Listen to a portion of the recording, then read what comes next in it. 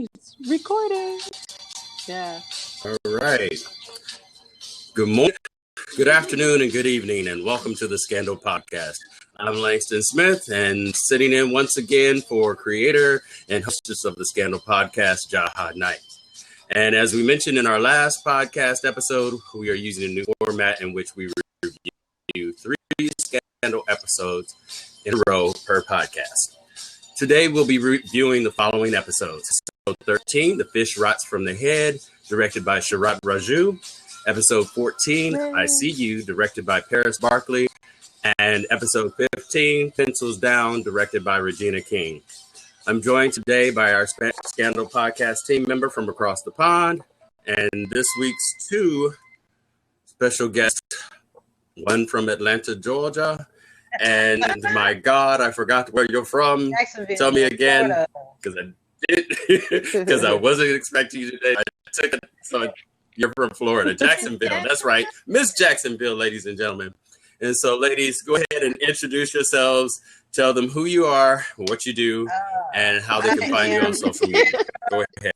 Jacksonville, Florida. You can find me on Twitter as Bright Eyes 1105. That's X. Okay, hey, this is Yvonne Isaac. I'm living in Atlanta, Georgia. Okay. And you can find me on Twitter at Isaac Y. So that's it. And I am Katrina Pavela. You can find me. Cool. I'm across the pond. I'm over and lovely here, lady from across the pond. In England. You can find me on Tumblr.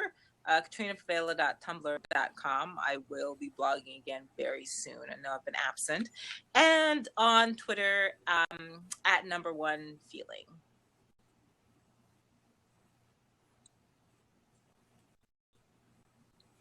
Cool. All right. So as you guys know, you can reach out to us while we're live. You can ask us questions, and we'll address them later on in the Q&A portion and of each segment after as we go along with each episode. We'll also, make other announcements if need be. And if you're friends with us and you want to watch us live, you can follow us and Scandal Podcast on Twitter or on Facebook. We now have a Facebook page, and you can click on our current blab posts that you might find on Facebook. Whenever we make announcements that we're about to do a post, you can find it on Twitter or on our Facebook page. And you can subscribe so that you can be aware when we're, it'll remind you when we're about to go up. And we'll also send you reminders when we're about to go live. So again, you can watch us live and in color on your computer screen. And again, there's a Q&A feature on Blab. Over here, it should be to your right. You can write questions there. And one of us, and who wants to volunteer, one of us will keep an eye out for the questions and chit chat with you and respond.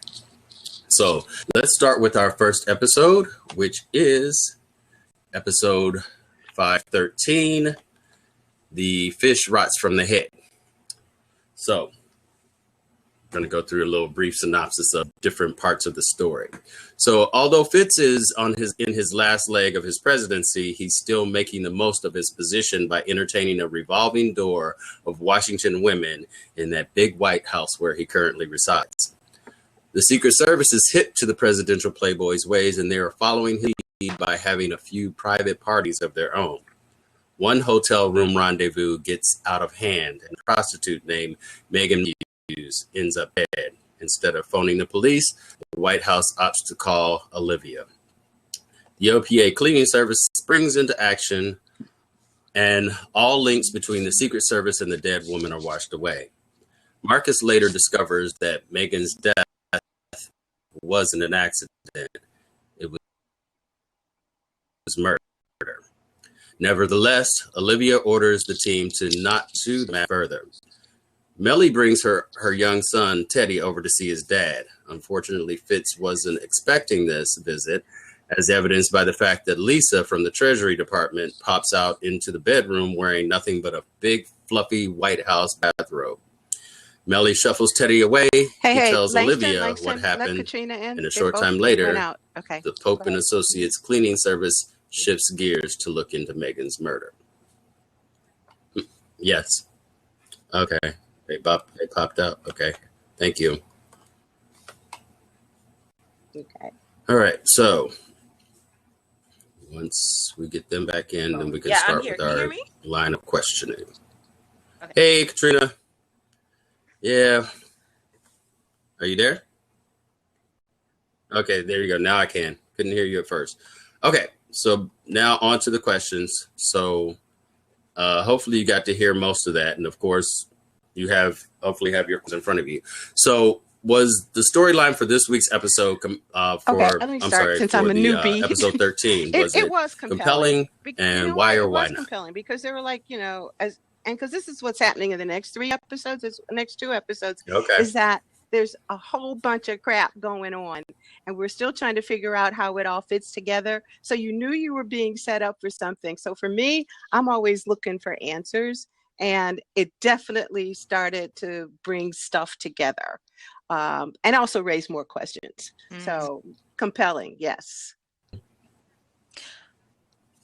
I also found it compelling, and like Yvonne, for me, all 3 episodes that we're discussing kind of work really well together for me. I think we finally get to a point in 5:15 where we figure out like what the hell is going on after what started in 5:12, 5:13, 5:14. Like they all build up to this moment, and now we kind of get where kind of this is going, but we don't know how it's going to play out.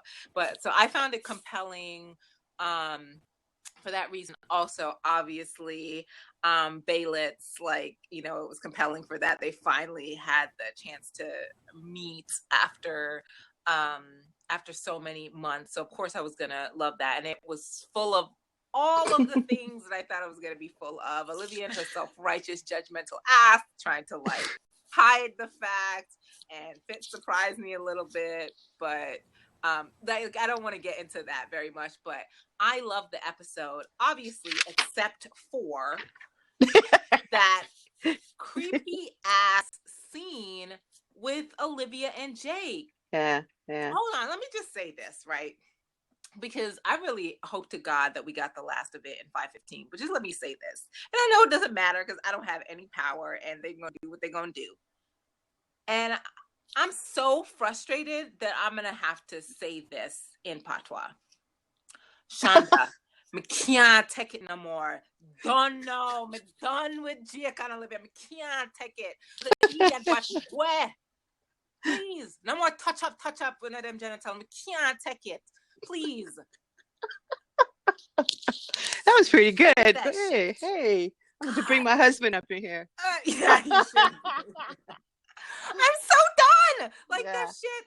No, I'm over it. And you keep wondering, why is she continuing to punish herself with this crazy ass shit?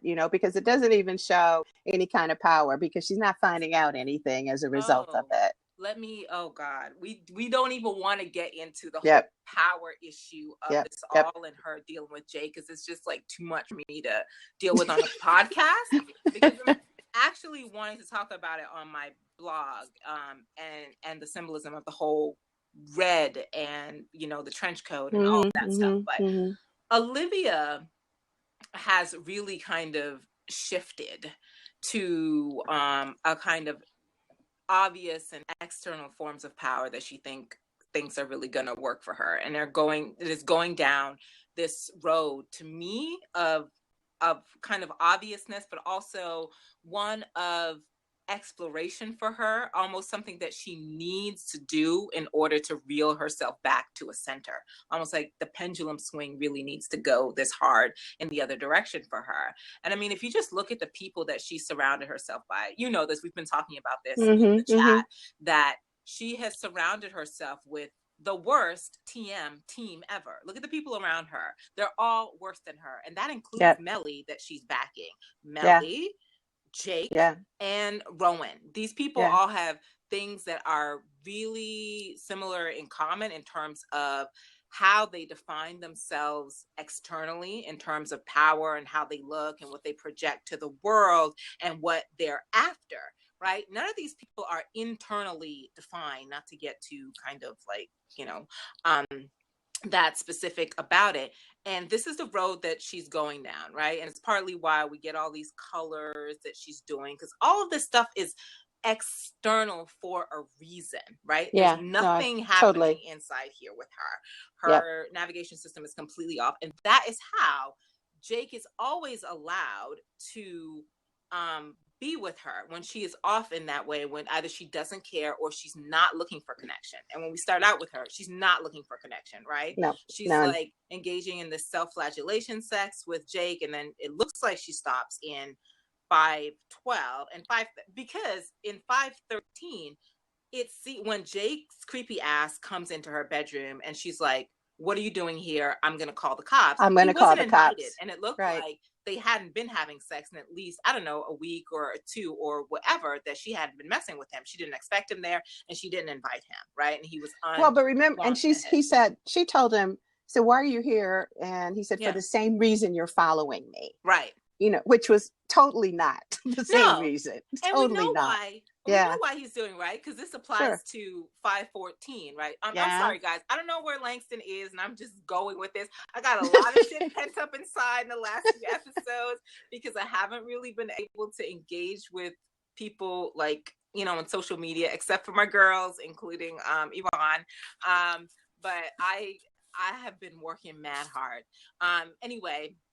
So like in 5:14, and I think the reader T. Waldo, and I haven't had a chance to really read your post yet, but my girls like told me about it. I know you shouted me out on Tumblr. The whole gaslighting thing, right? Oh yeah. Oh no, that was deep. I read that. She was very good. That was really good. We're using now, but really appropriate. It is really appropriate, and it's a term that I think has been in the lexicon not all that long. At least it's not been popular. But I brought up this issue actually in 304. I didn't use the term gaslighting because I didn't know about that term back then, but I used it. I think it was the FUD term, the fear and what the other ones are. But I brought that up about how he works in these really specific ways psychologically with her. Like he's nothing but this like tether to her father. Everything about Jake is about the worst parts of Olivia, all of the avoidance in Olivia, all of the darkness in Olivia, all of the hopelessness in Olivia. She only ever deals with this guy during those times of crises, right? When she's not hopeful or she's like second guessing herself. And because he has a PhD in her, which was taught by her father. Right. Of course he knows the right buttons to push. You don't know how to love. I'm just seeking normal, something you're incapable of, and you're just jealous. So why else would you do this? This kind of work is beneath you, even though I spent like how many months doing this exact same thing to you, setting up cameras in your apartment and watching you because your father wanted me to do it that way. Yeah. In order to learn about you and seduce you, even though I did that, this is beneath you. You're not this kind of person, Olivia. Don't be like that. And what did her father do in this last episode? The exact same thing. Don't be this kind of person because you know you're not that person. And the thing is that Rowan was right, but he was also manipulating her.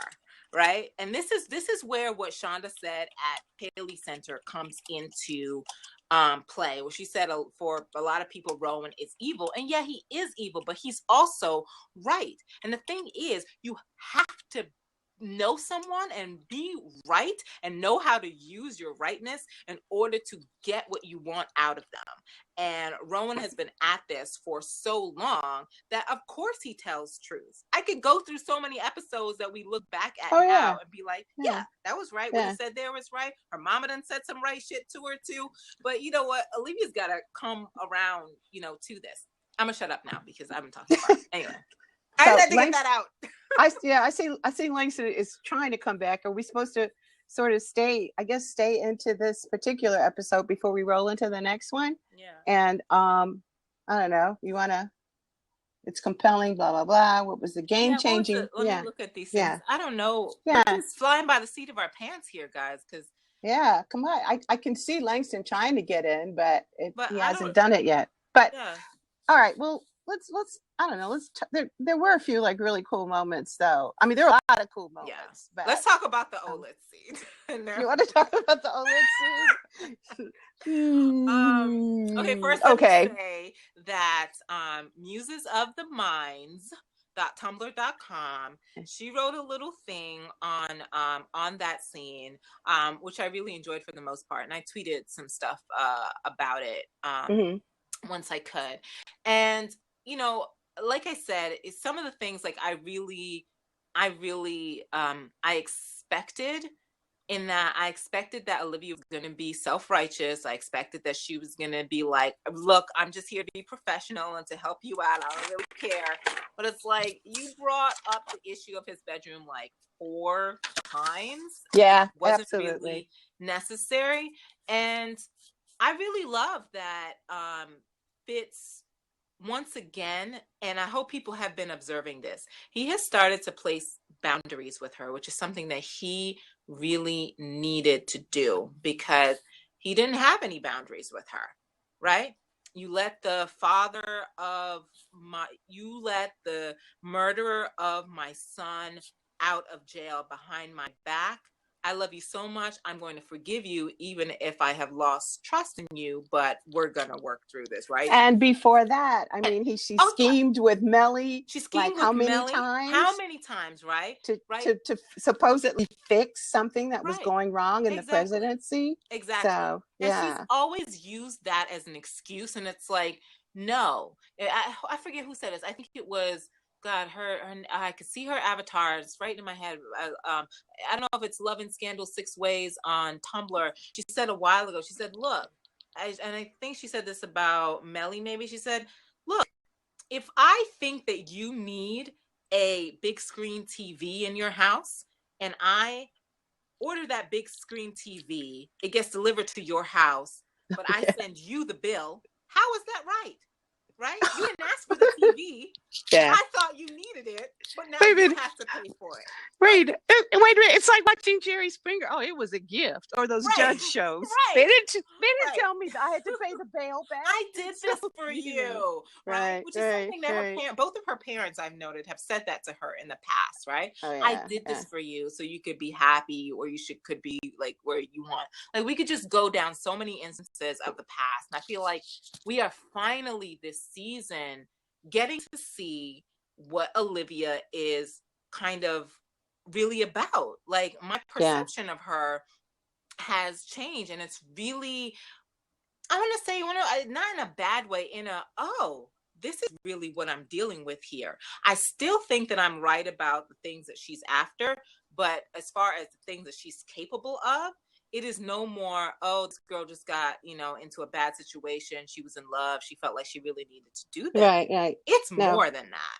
It is. And I think that, I think all along I think we were on her journey, and I think that's really important to understand, because most people, it's like they pick out the pieces that they like, and then it's like, oh, this is Olivia. No, Olivia doesn't know who Olivia is. And exactly. And that's what she's trying to figure out. And if we, if we look at it through the last 4 seasons, and particularly these episodes, and anybody with half a brain knows that she was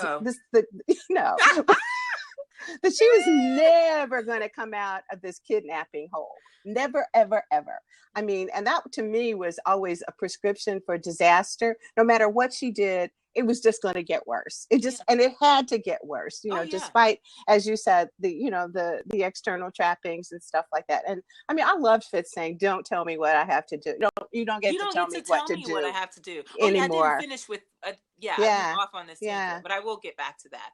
But reckless, negligent, selfish. Right? But I'm like, that's all the things that you do and are doing right now. And then what do we get in the very next episode? She says to Quinn, I'm selfish because I can be. Right? Right. And the thing is that I don't want to get into the stuff that I've been writing because I can't really talk about it. But one part of me was like, you know what? This is really a powerful moment to see this Black woman, especially one who had to flee because she was so overwhelmed by giving herself to everybody else in season 3, say, you know what? I'm selfish because I can be. Like, I don't even want to feel like anybody owns me or is going to keep me tracked. But psychologically, it's messed her up and she's not dealt with it. But the other part of me felt like your selfishness is exclusionary. You have pushed every single person that really cares about you in a way, like, away. And that includes her gladiators. She's at an emotional distance with a lot of them. And I think I told y'all this in like after 5/11, I said, Quinn is going to get in that ass. Trust me, the showdown is coming. And it came, and rightfully so. Quinn has been gladiating her ass off since season 4. It has gotten zero recognition, for it, right? And I understand Olivia's been tied up in her own world. But the whole point here is her selfishness is an exclusionary selfishness, right? Because I think you can be selfish in terms of giving yourself what you need, and everybody has to be selfish because guess what? You are the only person living in your body. You are the only person who knows like how you feel and is going to experience the things that you experience. Nobody else is in charge of fixing you or giving to you the things that you need but you. So that kind of selfishness every woman needs, right? And I think especially Black women who feel like, you know, their worth is determined by what they provide for other people. And that's a lesson in this text as well, right? That Olivia has absolutely. I mean, there's so many lessons here to observe, but that, you know, people don't really get to, you know, I think just with a lot of the commentary, it's so just shallow, which is okay. But, you know, these last few episodes of Scandal don't lend themselves to that kind of thing. You really, really have to look deeply, and you have to continue to bring forward what you knew before in order to understand what you're watching now. And I mean, I used to say it's like a novel, and you really have to think about it. Oh, it is. You do. I mean, well, you do it, you know, that's why people rewatch. What is it? I mean, what did they used to teach you? You read the first time for plot, and then, you know, just the storyline, and then the second time for all that other stuff that goes along with it when you do critical analysis. But I think that, and the other thing that even that's, you know, like you already said that, but the speech to Fitz, every speech that practically everybody gives in this show can be about the person talking. Oh yeah, you know, and especially when she talks to Fitz. I mean, what she said. Oh, come on, you know, that's about you, baby. You know, that is so you. And they do that. They've done that for the next 3 episodes. I think they went at that pretty hard with a lot of the stuff that was said. And I think also, 2 things I'm thinking, just to really quickly go back to the boundary thing, because it ties in with Olivia and her speeches and how really incrementally every single episode, somebody is confronting her with something about herself, right? And so Fitz doesn't exactly do it in this scene because they're not at that place yet, but I am waiting for the episode in which he does do that, because he is gaining critical distance about their relationship and about her right now, and it's really good. And the fact that he started setting boundaries with her in 5:10 by not answering her call, like, I'm not going to do things for you. You think you can just like call here and you know, do whatever, because she has been very dependent on his power in the past and taking it for granted. And people don't want to admit that she's gotten a lot of help in her business because of her relationship to the president, the fact that he cares about her. And it's not even about a sexual relationship, it's the fact that he cares about her as a person, and she can always call on that relationship. Well, it was access, right? It was access. That, you know, I know, because I don't want people to think that I'm not talking about their sexual relationship. I'm talking the fact that they have a relationship, right? That they're in relation to each other. But he's been setting these boundaries like incrementally, like with her, and I really loved him saying that in 5:13, like, you don't get to tell me what to do, or you came to give me your business and your professional opinion. And really it needed to end there, where she tells them what they've done, because Fitz could have fixed that. She didn't need to give him the whole fish rots from the head speech. She wanted to hurt him and get the last word in a way because of what he said to her. She was mad hurt by that, right? We didn't see a lip quiver, but eyes were watering, and she didn't expect that from him. She's like, oh wow, I didn't expect that, because he's not given her boundaries in the past, like in that way, right? And whenever he does it, she's surprised. It's like the grabbing of the wrist in 404 when she tries to go to comfort him and touch him after telling him, yeah, I just lied to you. Oh, and by the way, I absconded to the island, not by myself, but with this fuckboy, you know, who was your friend. Yeah, I did that. Yeah. And he's like, don't touch me. I don't want to be touched by you or comforted. And in this moment, it's like, guess what? Talk to the hand. If you're here in a professional capacity, you're giving me a professional opinion. You don't get to tell me what to do anymore. Like, we're not going to pretend like we're just cool like that after everything that. Oh yeah, he barely touched her during that the whole season 4. Yeah, and I don't have an issue with that. I know people were like, "Oh my God, that's low-key abuse," and blah blah blah. And I'm like, no, I don't see it that way, because as a person who's been in a relationship, I know what that don't get close to me, don't touch me right now kind of thing is. But I'm taking a long time to say the boundaries that he is setting with her are really, really crucial for when they eventually are able to reconnect properly as people who are rediscovering each other, because he's given her free reign like a lot, and she is used to operating in boundaries, unfortunately. But no, it's good for him to be able to see her in this way. And the other thing is that every single episode, somebody has been confronting Olivia about herself. And in that particular episode, 513, who did it? I'm trying to remember. Let's see. 514 was Quinn. I actually made a note. You made like a spreadsheet? No, I actually made a note. No, Jake said to her that, what did he say? Jake said something to her. Oh, you're despicable. You have a lot of despicable qualities or something, but this one is the something, you know, when he knew that she was spying on him. Was that that was one? 514. I'm trying to remember. Was that 514 or 513? That was 514. I'm trying to remember 513, like who said something to her that was like nobody. I think, well, let's see. Abby said, really, oh no, she's working a case essentially. Something. Well, it doesn't. I think. It doesn't. Yeah, but I think there's, just a couple other things, and maybe we can just move on. I'm trying to stick to Langston's, let's things a little bit, but going to the end of that conversation with Olivia, and when you could see that he was really hurt, and then his subsequent actions, where he actually. Okay, I'm getting rid of the secrets. I'm going to do the Secret Service thing. And then you cut to her, drinking her wine with that little half smile, like, oh yeah, it worked.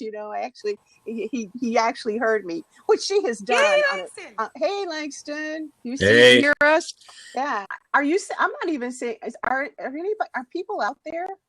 Yeah, there are people. 87 people are out there. Yeah, 87. Oh yeah, you guys, we're so sad that when Langston got cut off, because Ron and I were going. Kept getting booted out. And unfortunately, since I'm on the hosting end, of course, every time I get booted out, it causes problems for you guys. So. Sorry, Booze. But yeah, go ahead with your cash or trash moments. Well, the season. We weren't recording, so are we recording now? Okay. Okay. Well, of course, like I said earlier, or as I'm saying for the first time, my cash and my trash at the same time is the Jake Olivia, like, let me stimulate you moment. It's like, no, it wasn't working. It wasn't working, my brother, because as soon as he said, I need you, she was like, boop, stop. No, it's over. Yep. Let me ask you a quick question, my brother. What are you up to? What are you up to? I know. Can you? It's just about you would respond after. Right. I know. Want to be needed by you. Right. And although he did say, if you want me to stop, I'll stop and I'll go away. But she waited for that exact moment when he was like, I need you. And she was just like, she wanted to draw him in. She was trying to get information. So what are you up to? Because up until that moment, he was sitting up and he was doing it. Then he leans in and then he's thinking that he's really doing something. And she's just like, gotcha. But you know what else? Him saying, I Need You was also him using that Olivia Pope PhD of his, because Olivia kind of defines herself by need, right? Right. And I've talked about this in the past about how for a child of abandonment who has severe abandonment issues, she's kind of like created a role for herself where it doesn't matter if she's wanted, she's needed, and therefore she is indispensable to people as a fixer, right? Because you can always count on people to fuck up, and there's always something that needs to be fixed. Right. Or something that needs to be fixed, right? So he said, so in him saying, I need you, just as in the past, he said, save me, Olivia, run away with me, is him like activating those things in her, that those kinds of desires for escape and running away. And following on from 512, where she's like, what is my father making you do? Tell me about it, right? So I can play hero, essentially. Yeah. I can help you. I can help you, which she curtails in 514, right? After what Huck says, but we'll get there. But that scene, I'm sorry. Ain't no cash for me in that scene. Pure trash. Double trash. You said I'm not having it. I'm not going for it. Well, I had a moment that surprised me on the rewatch, and that was, anyway, I guess it's kind of cash, and it's about Abby coming because she was so nonchalant about the dead hooker. She said, "Oh, I didn't know that." When Liv told her, we had to clean up dead hooker with the Secret Service, and she said, "Oh, I didn't know it was that," and just goes on. And I don't know if she says later somewhere, Liv says to Abby, is that, she does. She says this in this episode. Are you so close to like saving the president that, stuff doesn't matter? I think what she said. And she said when I was at OPA, this is what we did. We solve problems for our clients. We don't create them. Right. You reminded her like up before you come up in this piece, try to tell me how to do my job. She said, let me remind you about the job I used to do with you, ho. Right back. Liv said to Abby, now you're working for the president, so you don't know right from wrong. And I was like, Abby is on the trail here, Right. So that was a real cash. What is it? Trash or cash? That was a cashy moment. Yeah. And I know nobody's going to talk about this, but I died with Susan Ross in the bed with David in a peignoir. I was about to die. The whole night, I was like, it was so perfect for somebody like that, who thinks that, this is what you wear when you're having sex with a man. And I'm like, this is kind of like this. I think my mother's generation still wore those things.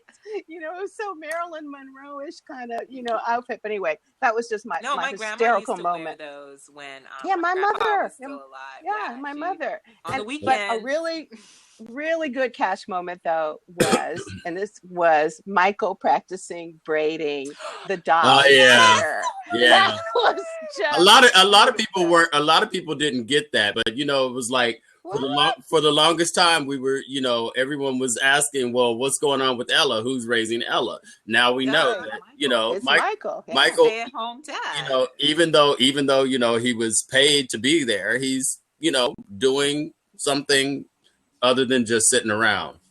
Yeah. And remember he asked Fitz, not Fitz, he asked Cyrus at the end of that episode, do you want to come in? Oh, when Vargas was in the den with him, and he said, do you want to come in and say goodnight to Ella or kiss Ella goodnight? So there's clearly, there's a routine going on, we don't see it all the time. Right. But there is a routine going on. So, and that's how they let you know that they have with those little things, So yeah, I thought that scene was actually really subversive. And I know there are people who don't get it, but I'm like, look, here you have this gay relationship. You have the stay-at-home dad who used to be a hooker. They have a black child, and he is practicing on a doll how to do her black ass hair. Not only that, he knows the different braiding styles. Right. And I was like, what? I know. You know what I mean? I know. I died. It's stuff like this that Shonda does that I'm just like, because he was definitely He was definitely studying up. I wonder how many people. We got it. I wonder how many people really did get it. So but it was cute. It was cute. Go ahead. I was just gonna say, for me, another cash moment is when Quinn and Marcus called the other hooker, Erin, back so that they can get more information from her, and her walking in there is like, okay, I can't do both of you. That's gonna be extra. That whole little scene was hilarious to me. Yeah, that was funny. It was just it was a great moment of there was a moment. They gave us humor, and then they flipped it, and then gave us the dark part where they revealed to her, well, you know what, your friend was actually still alive, before they actually killed her. So well, and that whole episode, I think it was one of those things that made you remember what you liked about Scandal as a whole, because it was full of those little kind of moments that were, where you felt like you were the only one in on that secret, right. Like, oh, did you see that? Did you see that? Right. It made, it's for those of us who, do whatever we do during the episode, that was one that the girls really went off on, the one with the hair, the one with Susan in the peignoir, just all those little subtleties, not the big things, the big ideas that we all tend to get, but the little subtle things that are really cool. So and overall, as I was saying earlier, before I kept getting dipped out, just overall, I just felt like this episode brought us back to classic Scandal, where we actually had a case, and it was but it was very interesting also to see, and it crisscrossed with the White House, right? It did. It did. Right, and then also to still see Olivia not quite back yet. She was there, but she wasn't the one calling the shots. It was Quinn calling the shots. So it was a very and what did I think one of book club girls said? What they said, Olivia was so bored. She was with doing that. She said she could practically see her dusting the lint off of her shoulder. Yes, I thought. You might have had a nail file. Yeah, it's like, wait a minute. Yeah, okay, yeah, Quinn. She gave Quinn the look, and Quinn went, okay. So, well, it's actually good because I feel like it's relevant to what then happens with Olivia in the next episode, 514, right? This whole boredom thing. And I don't know if it's so much Did she say that did they say that about her in 514? Quinn said that about her. Yeah, Quinn. 513. Quinn said. Right, and Huck said, and then it was 5. She misses a lot of things. Right. Like, she must miss, like running things at the White House and blah, blah, blah. And Huck's like, she misses a lot of things, right? Yeah, because observant of her inner self. Yeah, because she was so totally nonchalant when Marcus said, so we're just going to cover this up. It's what we do. And then she walked away. And I was like, really? That's how you're going to handle this? She gave Quinn the eye, and Quinn just went, okay, and went on, did the thing. So, okay, go ahead. Have to think about this, right? This whole, the commercials, the promotions for this back half of season have all been, Olivia, removing the white hat and blah, blah, blah. Let's not forget what happens at the end of 508, right? When she's sitting in the bathrobe and her clothes have been brought into the White House. And I cackled loudly when I saw her looking up, longingly or forlornly at that white hat that was placed on a box on a shelf. And, some folks and I talked about this. What does it mean? And I'm like, she's not wearing that shit anymore. She's looking at it and thinking about what she had just done, which was, that came to a head with her letting Rowan out. That I'm not wearing that anymore. Who am I? Where am I? And so the Olivia that we get now, especially after what happens in 509, is a woman who said, you know what? Fuck it. Fuck the white hat. What else? I'm going fuck the white hat. Fuck the white hat. Fuck the White House. Fuck the White House. Well, that too. Fuck the white guy. Like everything, right? White. She's been like, she's not completely given up on that color. I mean, we talked about this. Look at her apartment, like all of that stuff, the clothes she's wearing. But if you think about that in relation to and also, it's, I don't want to say it's boredom. I would say it is an dissatisfaction with the path she's exploring. Like, I feel like she feels like she's not hit on that thing yet, right? And she's just going down this path, still searching and looking for something. She's still questing, and she's not found it, right? But she's got to keep going. She's got to keep going.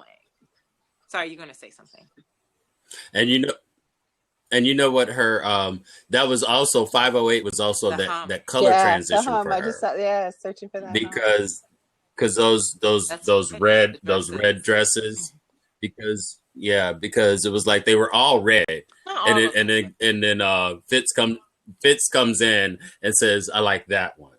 But it was like, even though they had different patterns and stuff like that, they were pretty much close to the same style.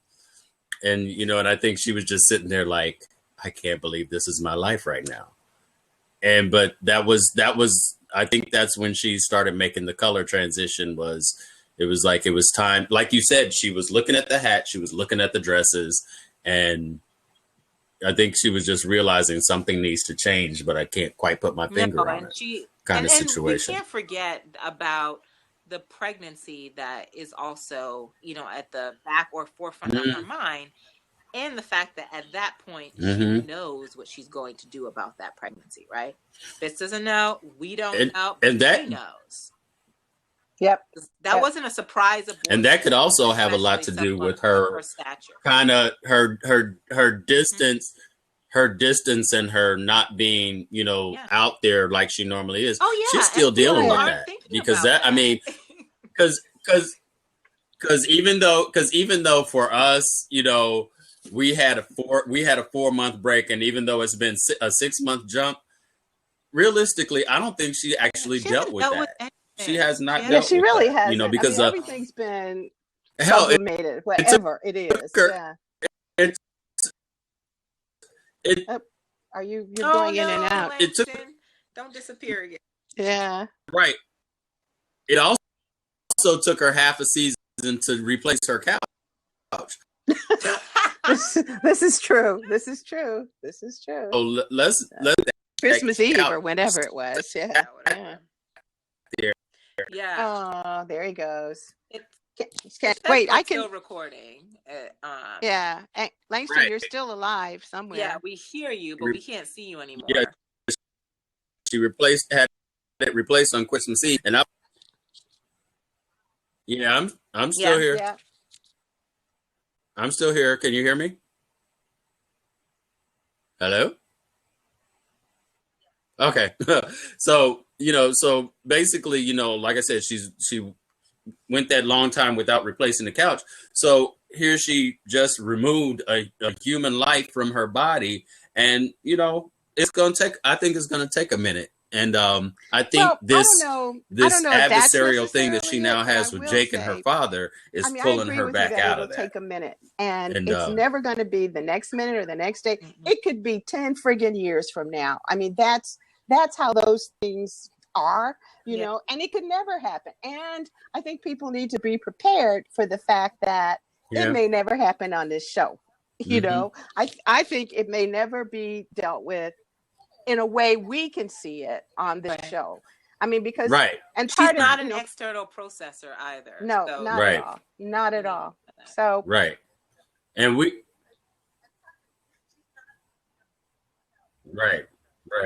because we didn't see her cry. She didn't cry. The last image we see of her is sitting there drinking a glass of wine, smiling as the snow is coming down. So in that moment, I don't think she actually. Most people judged her in that moment either. Like, I don't think it's necessary to have had an abortion. I didn't think so. Understand what women, the various types of reactions that can happen when that does happen. And, I am fortunate enough that women who watch this show trust me to tell me their stories of things that they've gone through. And I had a lot of messages like, come to me, you know, because I was coming to Olivia's defense, and come to me because of that episode, people not feeling like they could say these things in public because of the atmosphere.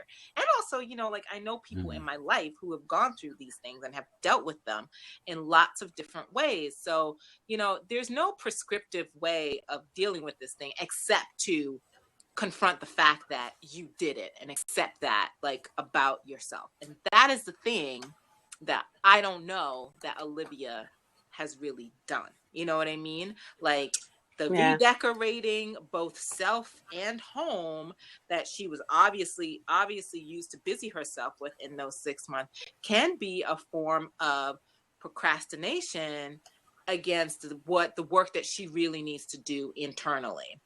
But at the same time, I do feel like they're either subconsciously or partially consciously that there's something there going on with her, exploring and moving in another direction to see if it is right for her. Because I feel like the white hat isn't about, I'm a bad girl. The white hat is, or the casting off of the white hat is, I am not worthy right now. Right. And the complications that it has brought me. And so I've always seen this show as this woman trying to reconcile all of the different parts of herself and become at one with herself, if you will. And not to sound like a hippie, but like, that's really like in my mind where this is going. And I don't know if she'll ever really achieve it, or me too. The whole thing I feel is about the same way. Exploration of self in that way. Yeah. Yep. Okay.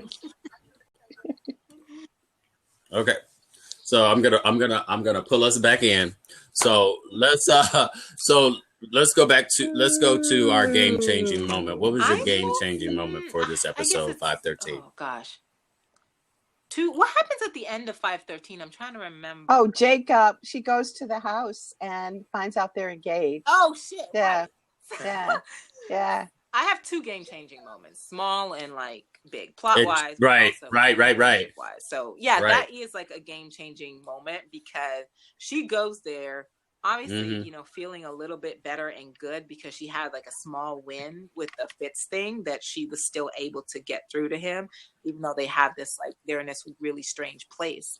And she felt good about that, made her feel good. She felt powerful, which is why she shows up in red at her father's house, right? She's projecting this power. But then she comes in and they have flipped the motherfucking script on her, and she did not expect that. She realizes, hold up, something far more serious is going on here than I was prepared for or realized. And she's completely caught off guard with that. Yeah. Married, get married. Yeah, right. Yeah. But you know something, if I was to, I mean, other than, you know, her father and Jake, who definitely would be, who are in on whatever is going on and are watching Olivia. And then the fiance's response was still like, I'd be like, no, I'd be watching this bitch for it's just crazy. You know, she was not believable. Liv in her response, not believable. She was not believable even in the dinner party. I mean, you know, the next episode where they're hosting she's hosting and talking about the dessert, and her father goes, God, I've never heard you wax so poetically about the dessert. You know, I mean, but that's us, you know, we're the audience. So there's things we know, there's things we don't know. So, but my game changing moment was kind of small. And it started, it was at the beginning, you know, when we had Slutty Fitz. And I was like, which I absolutely loved, but it was real small because it was the music, because they played, you know, Bill Withers, you know, keep on using me till you use me up. And that to me was like perfect. When I heard that, I just heard it all the way through the rest of the episode. Because you know what's happening with him. I was actually, it's funny, I had a more contemporary, well, not really ratchet, but a more contemporary song that was going through my mind. And I was just singing over and over, what's her name? Nicki Minaj and what's that yelling ass boyfriend of hers called? Meek Mill. I was singing over and over, anybody want to buy a heart, right? With sleeping with all these women. Yeah. And I was like, this dude is like, he's not this guy, right? but in a way that Olivia's kind of going to this other end to kind of explore, is this what I should be doing? I'm going to go down this road. And then, Fitz is always seeking connection. And with these women, it wasn't about that for him. It was sensation, right? And he never looked happy after. The two times we saw him after, he never looked happy. No, and that girl, the last reporter, when she says, that is a scene where you understand what Fitz is about, right? When he says, whatever time ago, I was, downstairs interviewing the White House chef, and now I'm in bed with the president. Right. I'm doing a fluff piece, with the White House chef, and now I'm here in the president's bed. And the moment she was doing a fluff piece, bed, right? He went like, which was like, no, because I'm trying to be a person. You just, fucking ruined it. And he said, I should probably. She said, go, and then it all, And then she put on her Ruperta's hat. Yeah. But you know what You know what I was surprised by though is that when she said just a few minutes ago I'm downstairs doing a fluff piece on the White House chef. I thought for sure she was gonna go there. I thought White House pastry chef, and I thought she was gonna say, and now I'm up here fluffing the president. That's what I literally because when she said that, I said she is not gonna go there, and she didn't. But it was just like I thought that's where I thought she was gonna say. Yeah, but it was like. But she and that too for her that was funny because then for him, like you said, he shut down because she was an opportunist in that moment. It's all consensual sex, and they want to sleep with him. But clearly, everybody knows that this is transactional. As Fitz definitely. Look, you want to sleep? I'm handsome. I'm the president. Right. How many women are going to be able to say in their fucking lifetime I slept with the president of the United States? So of course they want to get a piece of this, right? Sure. So and he's able to get it, and so for me, I don't have a problem with that, and I don't see it as a moral issue. I didn't either. It didn't bother me. As a matter of fact, I found it amusing. I mean, I really did. Because what did we say this before? This is a man who wasn't getting it on the regular for 20 years. Then he gets it on the regular for like a hot minute, and so. Okay. Right. That's right. That's right. He did. That's right. Well, no, it was only 10 years. It was only 10 years when he wasn't getting it from. He was not having sex on the regular. Right. It went for years without anything. That's right. And now and then he fucked Mellie out of like whatever desperation. Right. Each other Right. And for harassing him. Right. One time just to have the baby, and then the rest of it was like head in the shower. And then he wasn't even enjoying it. He's like, let me. You sure could. All right, you need to. I'm not into this. but a fun. Right.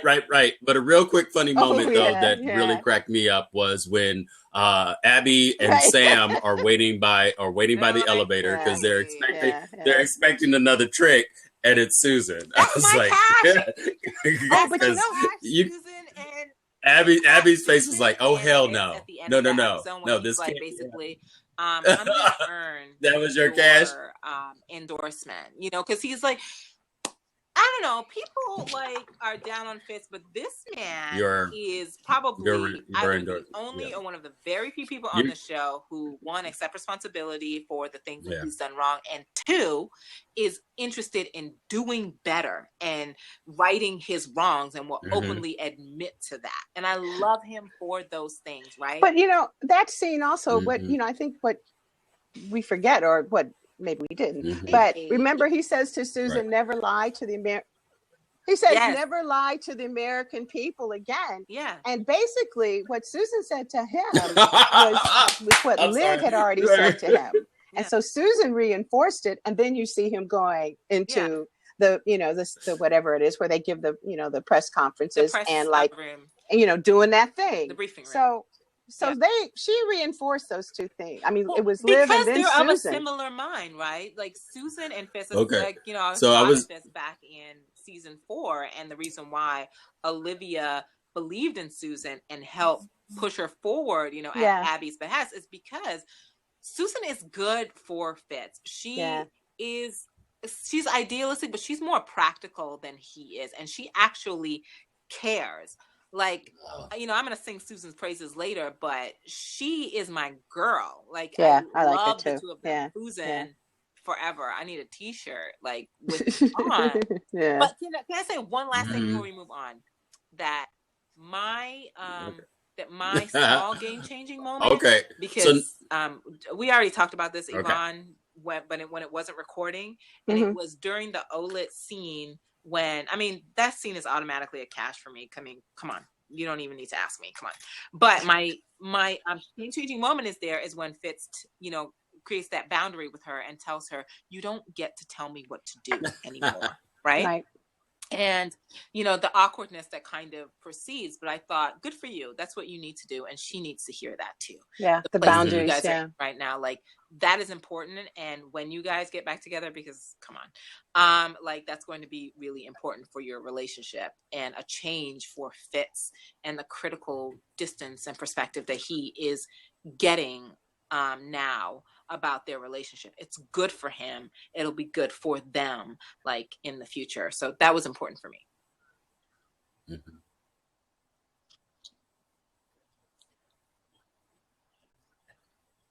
Okay, so real quick, we're gonna look at some audience questions and comments.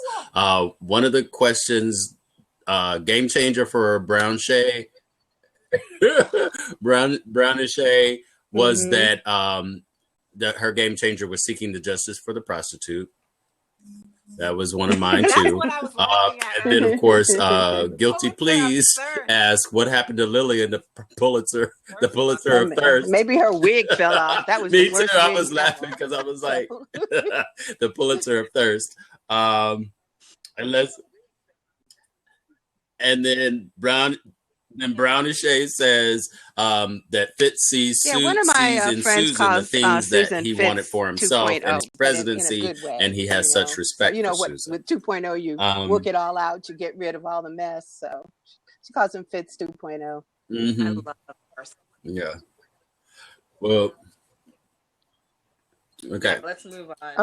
So that was our quickie on it, but I'm gonna have to start speeding this up because we're still in 13 and we should already be in 14. But I'm sorry.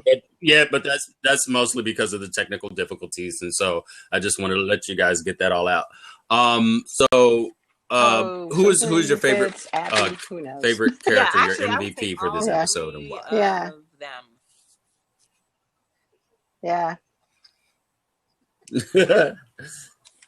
I would say Abby, Susan, and Marcus for me. Yeah, because Marcus, they were all good. Marcus was like, you know what? I'm not letting this go. We're gonna keep going. But you need to ask. Who would be your least favorite for this episode and why? I don't know. He's going to get on it. He shall not be named.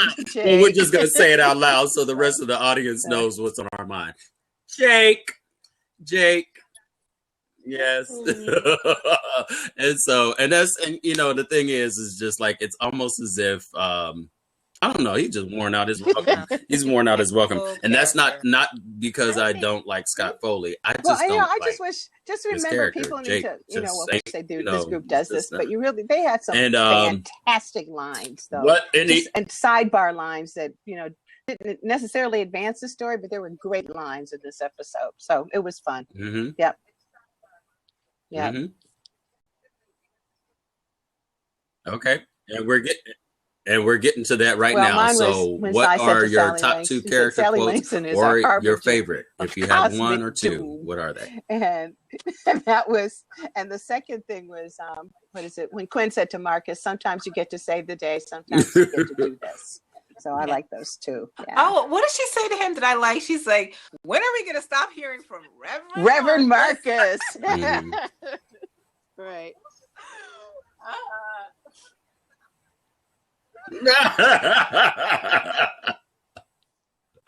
This is also the one was this also the one where no, that was the previous one. No, that was where, no, it was this one. It where was Cyrus Cyrus convinced what's his name to come on board with him. There she goes. Vargas. That was this one. Okay. All right, yeah. At the restaurant. Oh, little Cyrus B. that's why I was asking, because I was like, wait a minute, am I mixing up my episodes? But yeah, that was my favorite right there. Oh, I know.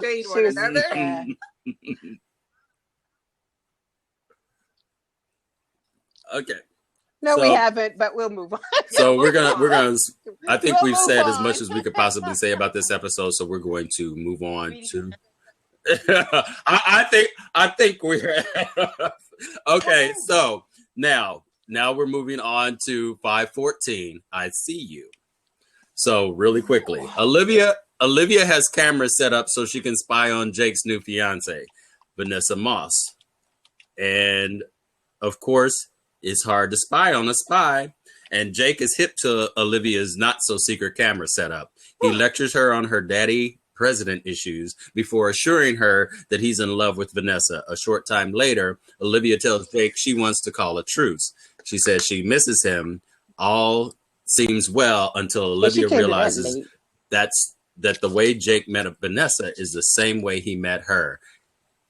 She orders Quinn to step up the surveillance. Now, the way this is broken down, because I got this from ABC, is just that they're taking the chunks of each story. They take chunks of each story. So we're going to focus on that particular chunk of the story. So what was on that particular storyline? Was it compelling? Why or why not?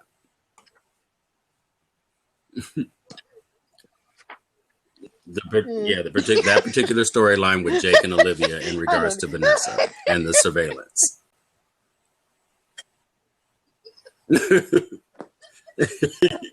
Well, first of all, my just this whole sequence right in here. The cash of it was the revelation later on when you find out that he's using the same technique on Vanessa that he used to meet Olivia. My trap right till the end. Until the phone till the end. Right. Phone drop. Oh yeah, we knew it already. She just didn't come to it. Right. Right. Exactly. Exactly. That's exactly right. It. Exactly. Yeah. And it clicked with her. I think she heard it the first time. It just didn't register. Because it's like, because if you go back and you look, you see her face because she kind of got that Scooby-Doo head tilt, like, But at the same time, she was also at the same time she was also preoccupied with the fact that she had Quinn and them setting up stuff over there. But she heard it. It just didn't pop. All your girlfriends are Mars. Nothing you do is real. So that was in the back of her head, but. Yeah, exactly. But it didn't really click until the phone dropped. That brought it all back to put all of these moments together. And I knew I was right in the first place. I should have trusted my gut.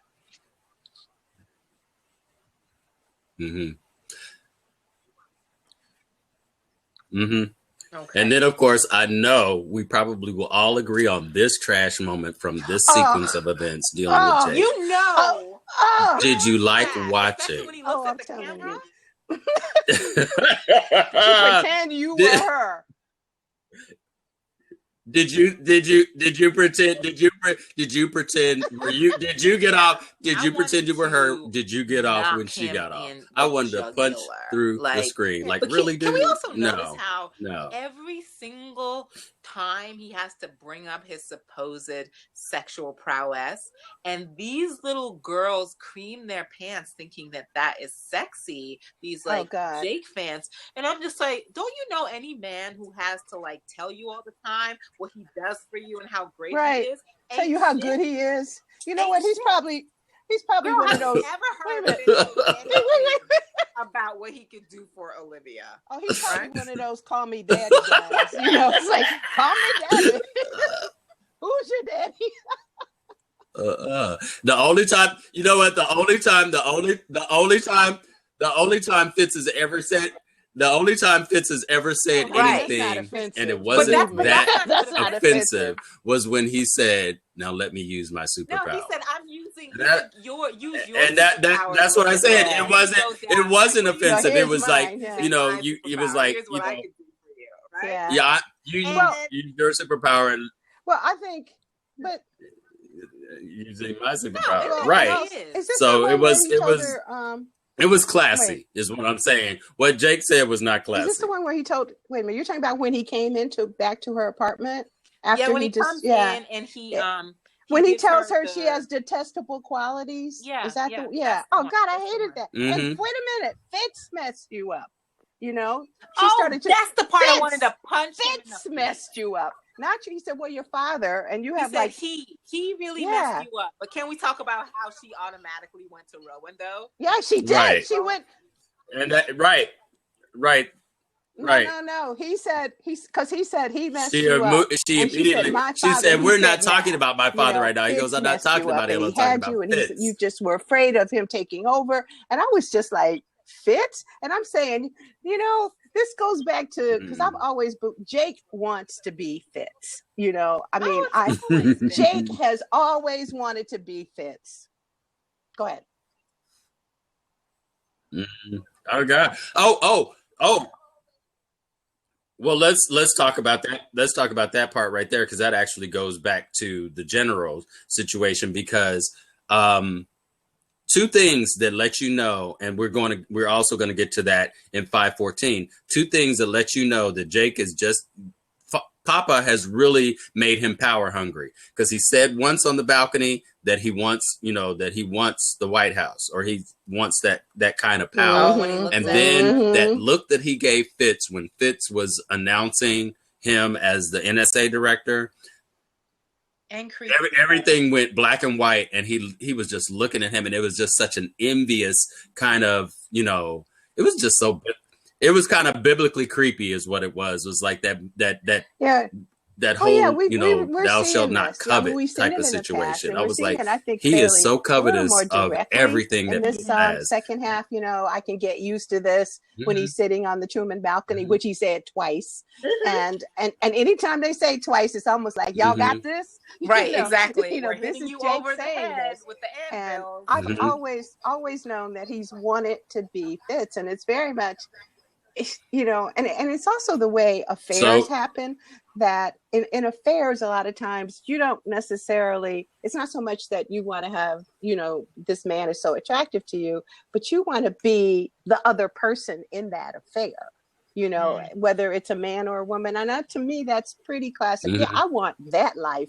And then, this happened to Liv, really. When she got a piece of that life, it really wasn't what she thought it was. And I don't know that's... She was never prepared for the reality. Right. I don't think that's her situation, but I'm just saying with Jake, it's definitely, I want his life. With, I think whatever he wants. This back to 221, any questions where he calls Liv. This is just after Liv has gotten off the phone with Fitz and they had like a playful moment and she thought it was him, but it was Jay. And basically in that call, he says, that Fitz isn't a good guy and that he gets to have everything first. Yes. So, of course, including the president. Right. There's a through line of envy, and it's always there's a through line. There's a through line of envy. Office and it's like, you need to help, blah blah blah. You need to do this for me so I can help Liv and her mom and blah blah blah blah blah. And Fitz is like, you don't want to be a hero. You want to be her hero, but she doesn't need that. So. Right?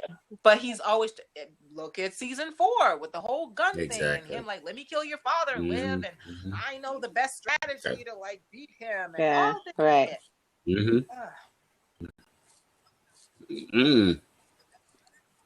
Yeah. Right.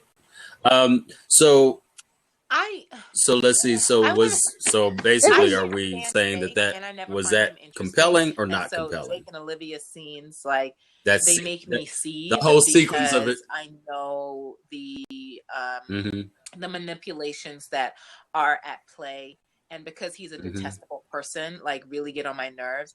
In fact, I can stomach Rowan and Olivia scenes much better because Rowan is coming from a place that I understand and partly detest, but like their relationship is much more valid to me. And Jake is really just kind of this like interloper in that. Like he doesn't really matter. He's a sexual manifestation of a relationship with Olivia and her father, right? So that's what Jake is. That's what he represents in that. Like everything that he is about and he represents has something to do with Rowan. That's why he had never had the storyline. If like Rowan can't really be involved, there's nothing for him to do. It's always connected to that character because they're a pair in the narrative. But what was important for me with this whole dealing was hearing the desperation in Jake's voice and trying to gaslight Olivia in that scene, how she comes to eventually figure out that she is right and interested in where is this really going, because I just want to know what Rowan and Jake have planned, and obviously we find out in 5:15, and I have a theory about where they are eventually planning to go, but we'll talk about that in a minute. Okay.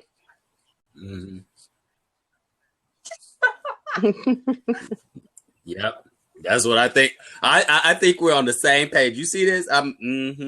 But anyway, so going back, so just wrapping up with this particular section of the episode, did you see there being any game-changing moment within this sequence of events involving Olivia and Jake? And I think we already mentioned it, but for me, obviously, it was when the light bulb finally went off and she figured out that he's used this. He's used this. The drop and knock. This game before of the phone drop. The knock and drop. The knock and drop is what I'll call it. Like as much as Jake is a shitty ass spy, like he's not stupid, and Rowan isn't stupid either. So you know how in 221, basically not 221, 421, basically Jake tells Olivia that and they're talking about that Russell Franklin guy. Like, look. The manipulations that Rowan does when he inserts men into your life, like you're supposed to figure it out. That's how he knows that it's working, right? That's how he knows that you're being the person that he needs you to be, is that you figure it out. And that whole phone thing for me is like, they can't think she wouldn't figure that out. Yeah, like, I agree. Yeah. It's got to be, and allowing Vanessa to even say that and them not figure making a big deal about it. That whole thing, like to me, smacks of they want her to get involved. So, oh yeah. Yeah. They want her to be involved. To know. Right.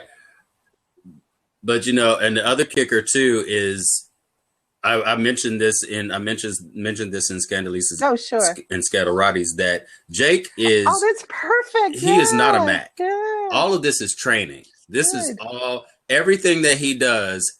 It has a sequence, because even down to pushing the woman up against the wall, kissing the back of her neck, because he kissed the back of Olivia's neck in 5:10 when they were trying to get in the door. He's kissing her on the back of the neck. He turns around and pushes him back. He's into that rough play kind of situation. And he did the exact same thing with Vanessa up against the wall before he looked directly into the cameras. It's like step 1, 2, 3, 4. What's his face? They're all programmed. All programmed on Olivia too. 419 was pushing her up against the wall and turning her, back around, that whole thing. He did. Yeah, he did. He did. It's a training thing, because it's almost as if they've got this mindset, and it's very, chauvinistic. There's this idea that every single woman can be manipulated the exact same way. And pretty much. Right. Okay. So now we're gonna move forward. Woo! Okay. Mellie meets with Hollis Doyle, who wants some help with the EPA in exchange for half billion in campaign contribution. That's not the only meeting the oily oil man takes. His sit down with Susan Ross goes sideways fast when Fitz assures the V that they don't need to suck up to this man to win an election. This sends Hollis back to Mellie, who lays out the framework for her campaign. Hollis likes what he hears. That's why he steals the idea to declare it as his own as he announces his candidacy for the president of the United States. Susan later yells at Fitz in the Oval Office. She's upset that Hollis Doyle is now running against her in large part due to the president's actions. She's the candidate, and she's going to have to beat this guy now. Right. So I want to go there. Yeah, that was great.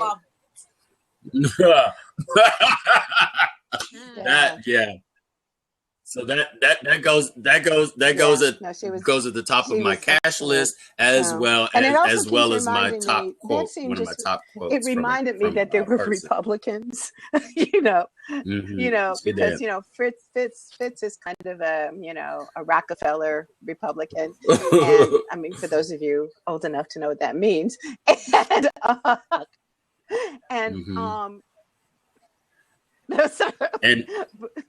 these are the Eisenhower Republican, right? Yeah, I have no idea what you're talking about. Eisenhower Republican. You're right. Eisenhower With all this, which is the end of an era. Yeah, because when and black folks still voted for Republicans, like my dad did. Yeah, so. it changes that. But the whole thing where she's, when she said, look, I'm a coal miner's daughter, so I'm not supporting a lot of the regulation of the EPA. And I said, oh that kind of, I forgot they're Republicans, but not even that. It does speak to some larger issues that are going on in the world today, where people are conflicted behind what's good for the environment versus like I really need to have a job, and these kinds of right, the economy versus and there's versus the economy versus but then Fitz steps the two in E's, economy versus environment. She goes like, oh God, you're really ruining my shit, so yeah. Right. Exactly. Yeah, I love that. I know. Oh my God, that look on her face in that moment was like, very good job with the two of them. I love it. They're doing a great job. So, yeah.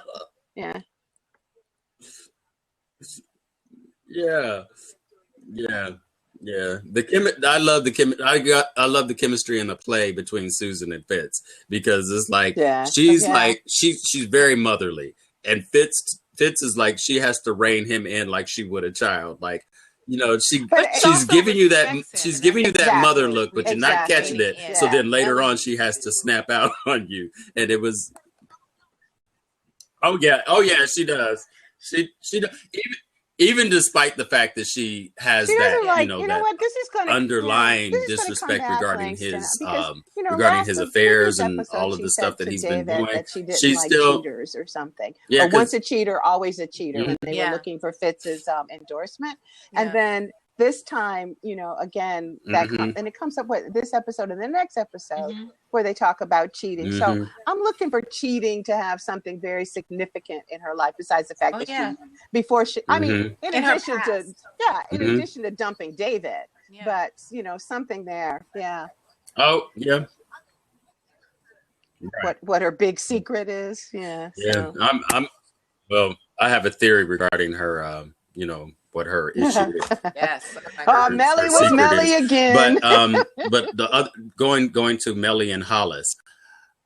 Wow. I mean, if you know what, and the thing about it was, Shonda played that just perfectly with the whole idea of, because we already know what a chauvinist Hollis is anyway, and and the way he just comes in there, divorce agrees with you. Look at it, I can see it in your hips. I can see it in your hips. You're leaner and leaner. Yeah. And I was like, you know what?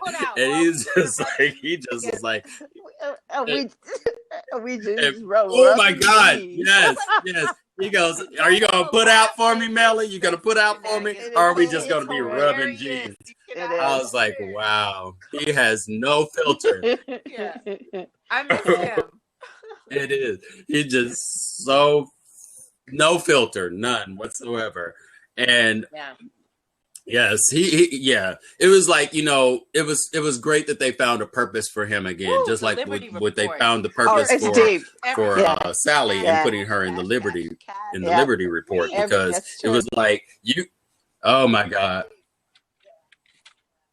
Cash every time she's on, you know, with the Liberty Report. Those speeches, those little mini speeches, because I'm still going back to the smell of manure. Educate our nation's because that thing, like, oh, right. Oh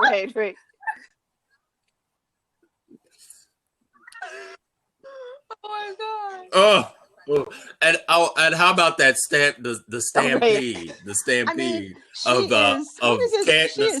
of candidates? It's Shakespeare. It's Greek tragedy. What is that role they have in both Shakespeare and Greek tragedy, where it's a person comes at the beginning of a scene? What do they call it? And is it the chorus? And I don't know if there's another term. I always told the chorus. They call them the chorus. The chorus. Yeah, it's called the chorus. It's in the Shakespearean. It's called the chorus, where it's usually like 3 to 4 people who are giving, telling you what's about to happen. One or two things that are just, Oh wait, somebody just said Sally with the rollers in her hair. And especially when it's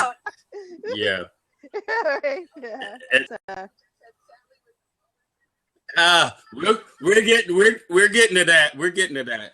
Okay, so now we've we've talked about. Did she do Mellie? Oh, and how about the fact that Mellie calls, and Mellie is her own worst enemy at this point. And because my God, first of all, you get on the phone, you call Liv, you tell her what you're about to do. She says, "Don't do it," but you do it anyway. You know, well, the one thing she didn't do that Olivia told her not to do is she didn't make him any promises. That she did listen to, but Olivia said, "Don't talk to him at all." But she entertained him not once, but twice. And oh my God, then the second meeting. Oh yeah. Let's talk about this issue of them. I don't remember. What was the word he used? Something illegals. Did you write it down? I don't remember what he said, but those darned illegals. That scene is thinking, Mellie, are you fucking kidding me that the bedrock of your campaign is going to be early school education? You clearly did not run that by any political consultant, let alone Olivia, because that is weak as shit and it doesn't not inclusive enough for people to care about at this kind of time. I'm not saying it's not important, but the bedrock of your campaign, hell no. Oh, that was right. But her slogan that he stole from her was really slogan, because I couldn't. It was really good. It was good. But have you seen her new slogan? Because they released it's just Mellie for America. It's so and I was like, surely I know Olivia didn't come up with that. There I just is know no woman of the people. So there is no Mellie for America. Yeah. So they because it's like go into Scandalices and Scandalrati. I posted all 5 of the candidates' posters. Everybody has only about her. Everybody has a really strong slogan, but Mellie's is just Mellie for America. And it's just like right, which is the whole which then we'll get to in the next episode. So now we'll move on to Huck. Huck thinks he's recognized a guy who his ex Kim is dating. He and Charlie think that this guy may be someone they once tried to kill. His name is Sean Barton. Huck tricks the guy into going on a car ride with him. Olivia, Quinn, and Marcus search for them. They find the empty car. A heated discussion between Quinn and Olivia and Quinn ensues about how things have certainly changed over the years. The discussion ends abruptly when Huck appears to dump Sean's unconscious body onto the ground. Turns out he wasn't the guy after all that he had tortured back in the day. Huck realizes that he needs to let go of his family and he needs to move on. Yeah, it was so compelling. Now, what did we think of that? Was this sequence compelling? Absolutely for the next thing that happened and the end, but yeah. Yeah, definitely. So, I mean, for the win, for the win, Alex. It also wrapped up that part of Huck's story, but and that was. Hopefully that means there's going to be another part of his story, and he's not, of where he's critical rather, and he's not just going to be, this kind of, because he was still broken, even though he was really, he was really clear about his guy, but I think this may have been part of what he used to keep his guy under control again, by watching his son and seeing what he was doing, and and that still gives you hope, even if you aren't going to do anything, but it gives you hope. And then once he saw her with that guy, it was like all that shit kind of went, this is taking away my hope, basically. So then he felt he had to act on that. So, but I am curious though, because Charlie did actually do some background work on this guy, and he came up with the name Frederick. So, that was no. He researched this particular guy, and he said that the guy's name was Frederick. And that's why when Huck was in the car and the guy said, he asked him, when he told him that his name was Sean, and then later on Huck says, but that's not really your name. So they looked into him. So he must have changed his name, or either he was just going by Sean. But at one point, Charlie did say that his name was Frederick. Because they thought, so really? Well, I'll look at it again, but we'll see. Yeah, we'll see. He'll come back if it's true. No, he said.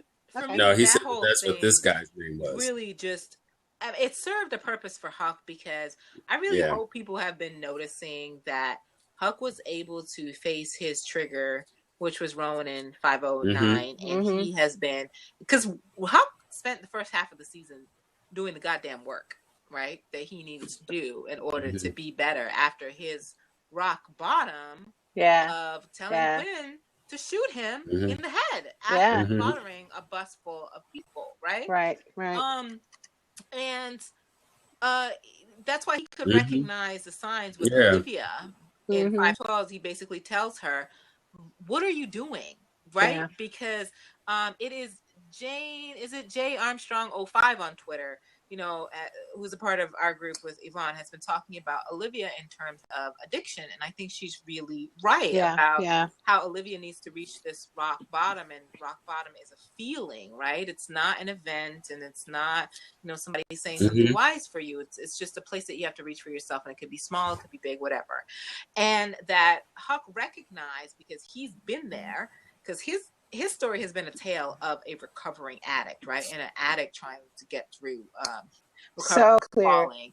But that he could see in her, what you are doing right now is surrounding yourself by all of these people who are worse than you, so that you can feel better. Yep. You have so typical. And you think about why she's backing Mellie. Mellie is a horrible fucking person. She doesn't even believe in Mellie. She's picking up the same strategy that she has in the past. It's not even a bespoke strategy for Mellie, which we'll get to in a minute. Obviously, her father is worse than her.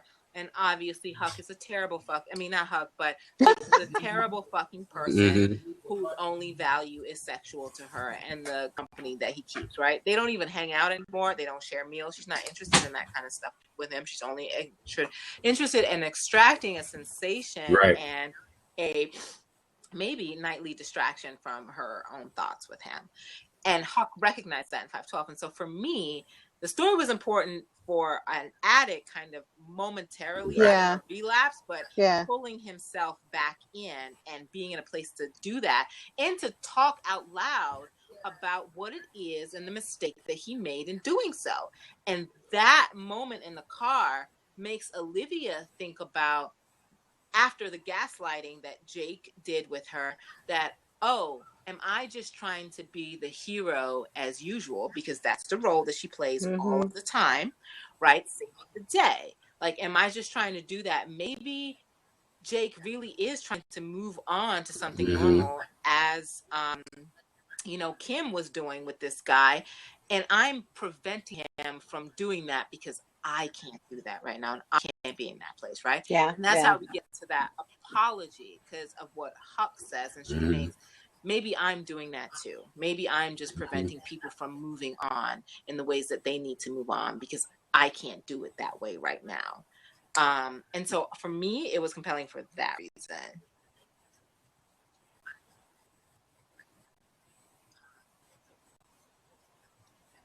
Yeah, but I think in that moment she also did that whole thing of two truths and a lie, because she said, "I miss you." I don't think she really did, because she did you notice she didn't really, the first time she said it, she didn't look at him because she needed to, she did look at him because she needed to see his reaction. And when he perked up, and then she was like, "I miss you."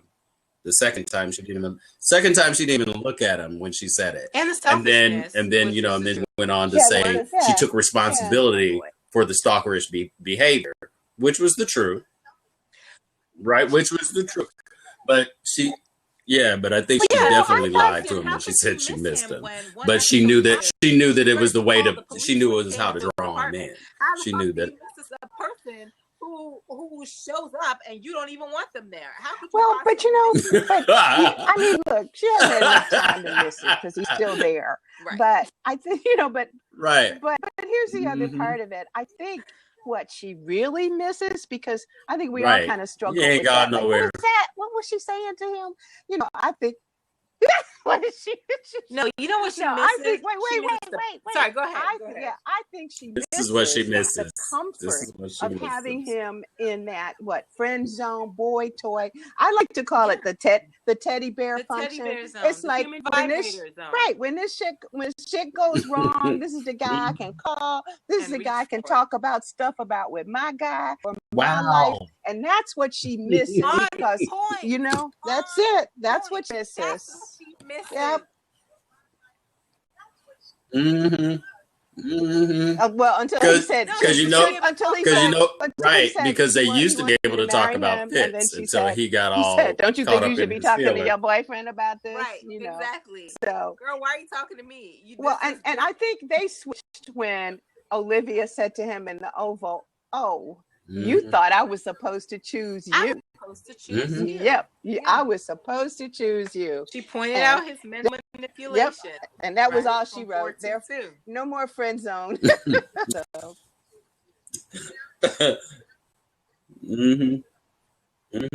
Which goes back to that sequence of the hand on the cheek and her pulling away, like, boy, again, this is somewhere. We've already had this conversation. I'm not having it. Get from you, and that's it. I don't want anything. We're not doing this dance no more.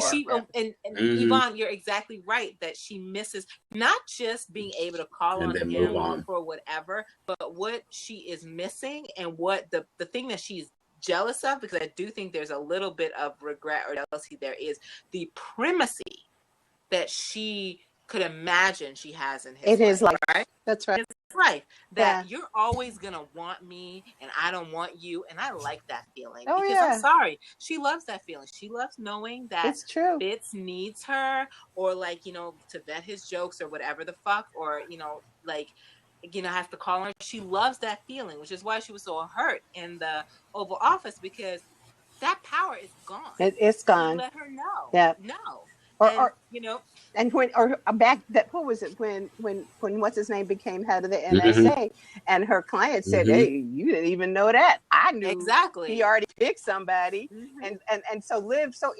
So that's been, as long as she didn't have contact with Fitz and had no reason, she didn't have to think about the loss of that. But now she's being confronted with that thing being whittled away slowly, not even slowly, in big chunks. It's like, oh, wait. And now he won't return my call. And now, he said whatever he said to her in the Oval. And now she's out of the bubble. She's out of it, She doesn't have that to fall back on either, and it's all that whole thing about what, the hope.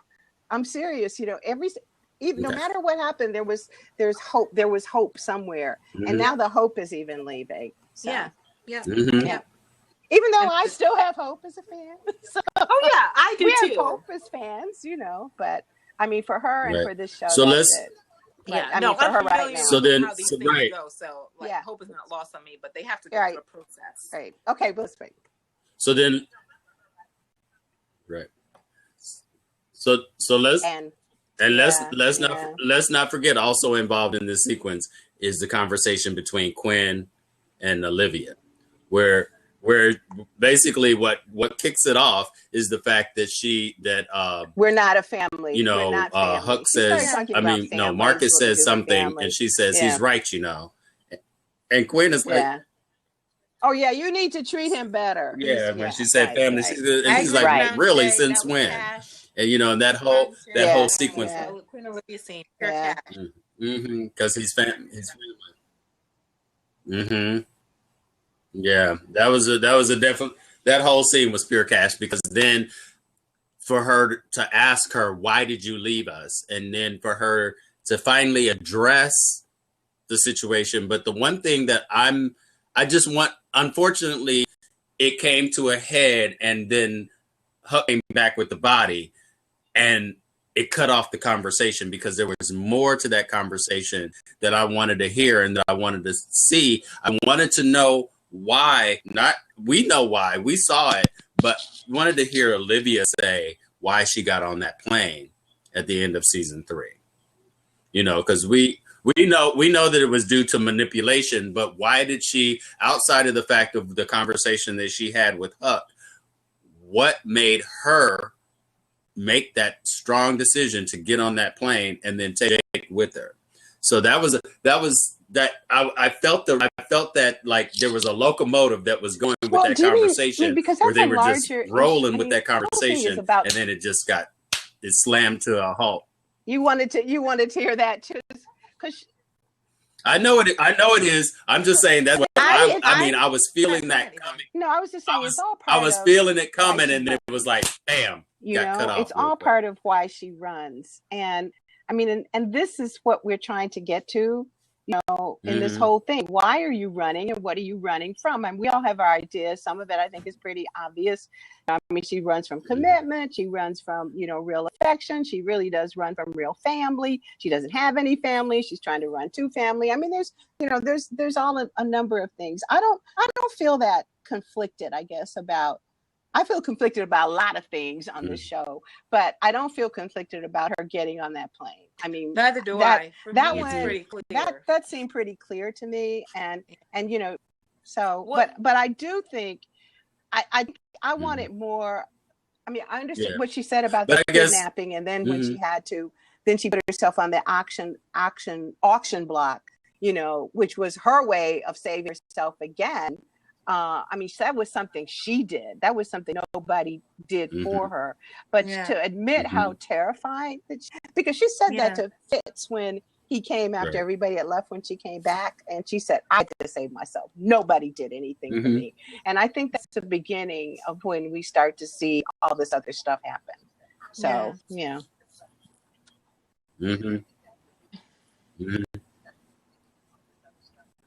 But I guess let me just clarify. It's not that, because we saw what happened, so I know what happened. But I just wanted her to finally express that to Quinn, because she never expressed why she left to them. Yeah, Quinn wasn't a part of it at that time. And if she did, actually Quinn wasn't even there the day she left. It was just Huck. It was just Huck and right. It was just Huck and Abby, and Abby was really pissed, but we never got to see the conversation that they had. Well, and I'm sure somewhere there's on the DVD there's a cut scene that we probably should have seen that would have. Well, Abby got the job from 316 when she was the fluffer. Remember, sent in. Oh right. Oh yeah, she was to take over for Olivia. Her working in Fletch. Right. Right. Yeah, she's like Olivia Light. Olivia Light. Yeah, exactly. Right. When she went in wearing the Olivia coat. Felt like that he was getting Olivia. Yeah, surrogate. Kind of, partnership that he knew. Well, at least with Abby, I know that her professional pedigree is excellent. That she's, playing by the Olivia Pope playbook, and so I could trust her with my presidency, right? Yeah. Even if he had to get to know her and all of those things, the back of his head, this is somebody who would be good for my administration, and I'd be a fool not to. Yeah, and he's done that all the way, all the way through this season. Right. So, But I just want to say that for me, my issue with the conversation being cut off and what I wanted to know more of is not so much about the island thing, because for me, there's stuff that comes after that, season 4, where she really kind of becomes girl interrupted, right? Because we get this I choose me scene, which is kind of bullshit, because all she was doing was deferring, making a choice. Choosing her. Like, that wasn't a choice. You saying I'm going selfish for me. Yeah, I'm not choosing, I'm choosing me. And so what we get after that whole point and the kidnapping is a woman who really decides to choose herself, where she's put in a situation where she has to, and ignores what that means after she gets back, and relishes in a kind of selfishness that is rather cold, because that's how I felt about her in the back half of season 4. Like, she's cold. And but I didn't feel like I didn't hate her for it. I understood where she was, but that's what she was doing. Sure. Right? But for me, the issue was, I want to know, what the fuck is it your turn for, Olivia? Your turn for what? I'm telling you. What my is turn? Mine? Ever since 3:12, we do not touch the first ladies, where she's like, I have goals, I have dreams, and a desire to face myself in the mirror, and I fixed the presidential election once, and I want to make that right. And I'm like, what are your goals and what are your dreams, Olivia? Or why are you not able to vocalize those? Or is it that you don't really know? You just know that you should have dreams and hopes. You're not going after them. You're afraid of them. What is it? So for me, that's immediately what I thought back to is, I am still waiting for some semblance of that, of what is it that you want, right? Because that's a question that she cannot answer. She can't answer it. She hasn't. Because and that it's my turn shit. She said when she put Rowan and Jake. Right. Remember she ran, it's my turn, I just what is it? What is it? What's your turn for? Right. So what is Girl, do you even know? I know Fitz asked her, what do you want? Right. And she can't answer. We need to know what that is. Okay. Now, next. Oh, she was so good. Next sequence of events. Abby realizes that Cyrus is cheating on the president. Cyrus is in cahoots with Francisco Vargas. Abby calls him on it. Cyrus promises he'll make things right. He assures her that things are over with Vargas. He begs her not to tell the president. Abby agrees, but she still wants to take Cyrus down. She wants his job. She doesn't want to meet. Olivia advises her not to let the thirst for power corrupt her. She should be a better person. Talking about herself, once again, but she wants somebody else to be, the white knight or whatever, the perfect person. So, but I thought Abby was awesome. Oh, I loved Abby. She was not afraid of Cyrus. She did not. Yep. She didn't back down. She didn't back down at all. She was like, you're a liar. Yeah, she was actually you're a liar. Yep. She was the MVP. Right. I'll ruin you, right? And then he tried to come. He tried to come with the usual, And he said, she told him again, Cyrus flare up, and she was like, "Yes, don't tell the president." Anyway, she had him, and then she told anyway. She had him so flustered. That was awesome. That was very smart. Very smart. So, yep. Somebody said Abby's their MVP. Mine too. Yeah, of that episode, she's totally the MVP. I love the speech she gives to Fitz in that Oval. She's like, you don't have to spend a minute looking for it. Yeah, because she pursued that. I'm qualified, I'm available, and I will slay every dragon, which is so Cyrus Bean, by the way. Right. And do all this stuff for you, Mr. President. I was like, yes, I trust you with Fitz, Abby. Right. Yeah. Well, and Fitz was right. Because she's been too. Because he said, okay, right. She's been watching. She's been watching Cyrus, so she knows. She knows how to get it done. You fire him. That's happened to me where I had to fire somebody like that. I was like, it's like you want it, you have to do it. So anyway, that's tough, but that's ownership. That's owning what you want. Yeah, that's definitely true. Yeah, so that was pretty cool. That was really good. Yeah.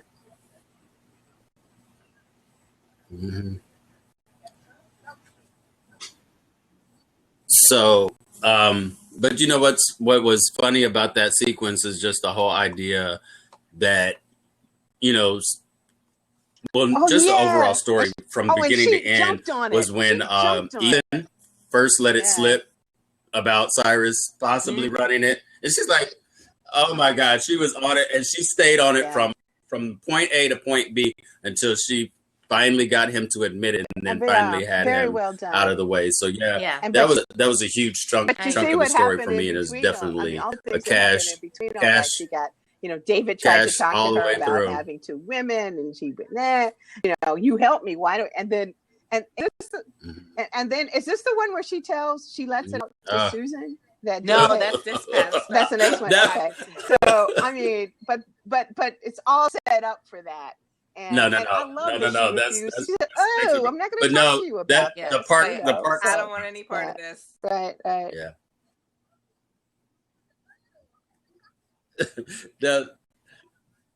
that was a favorite moment because she literally stood up, got ready to leave, and he goes, "Do you have any idea what I had to go through to get this information for you?" And she's like, "Okay." And then when he starts to really explain it, she's like, "No, I still can't." And I was like, I don't care. At this point, I don't care what you had to go through. I'm not here for this. I'm not doing it. So wrapping this one up, Abby lets Fitz know, because we kind of already let this one out of the bag, that Abby lets Fitz know that Cyrus is running Francisco Vargas's presidential campaign. She advises him on how he can make this work for him. All she has to do is fire Cyrus, and then he'll hire her. Actually, Abby is the one who has to do the firing, and that's the job. So Abby fires Cyrus, and he has 15 minutes to exit the White House. Abby later joins the president and the vice president for a drink. So, yeah, that's the second time. Yeah, that's the second time. And matter of fact, that was the episode. That was the name of the episode inside the bubble. Was when Cyrus and Fitz finally let her in. So this is her. This is her opportunity. She's now the bubble, not only in the bubble, but she's because Fitz didn't have one. Really, not. He lost all that. He lost it with Liv. Fitz is now surrounded by really good people. Right. He's got Susan as his vice president. Abby is his chief of staff, and these are people that I trust. Like.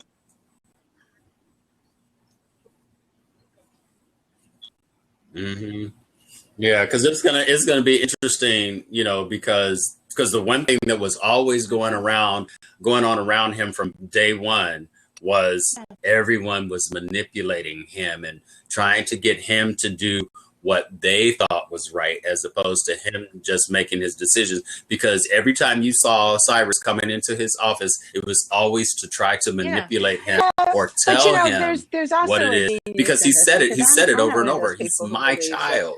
Fitz is so easily manipulated. I think these are his choices. And if you choose to let somebody do this, it's not being manipulated. I mean, for God's sakes, the president of the United States is not waiting around for people to tell him what to do. Either they solve it or they give him the information. The decision is made before it even gets to him. But for this show and for the purposes of this show, but he relies ouch. But yeah, sorry. I'm just my leg. I'm trying to You're all right over there? Oh yeah, that reminds me. You all right over there? The tone, whatever. But glad you mentioned that.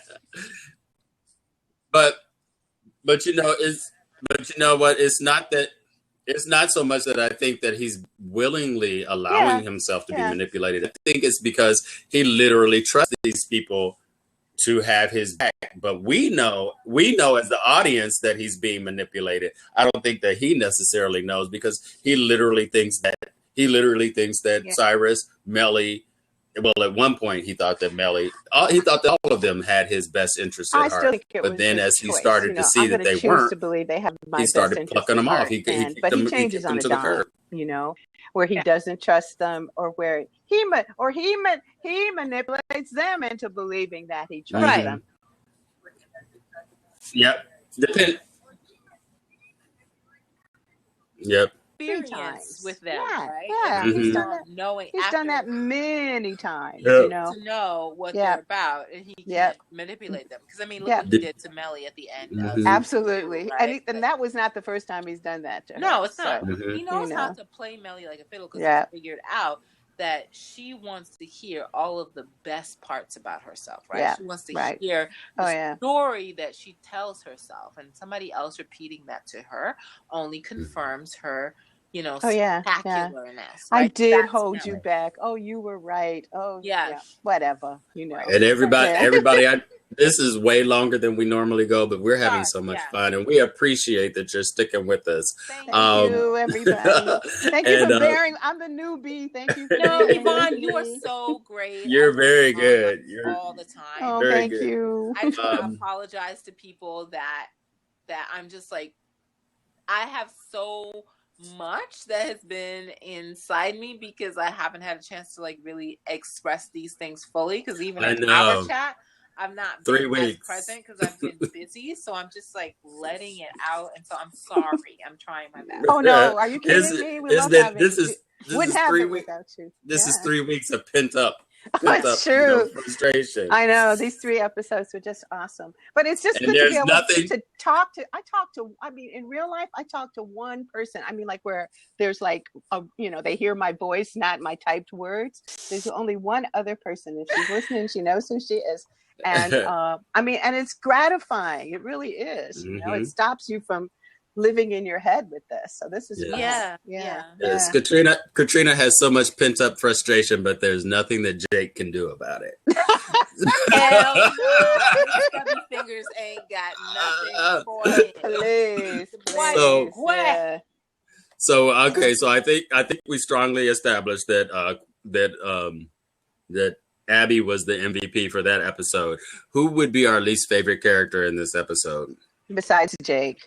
We should just go with that. So we should just go.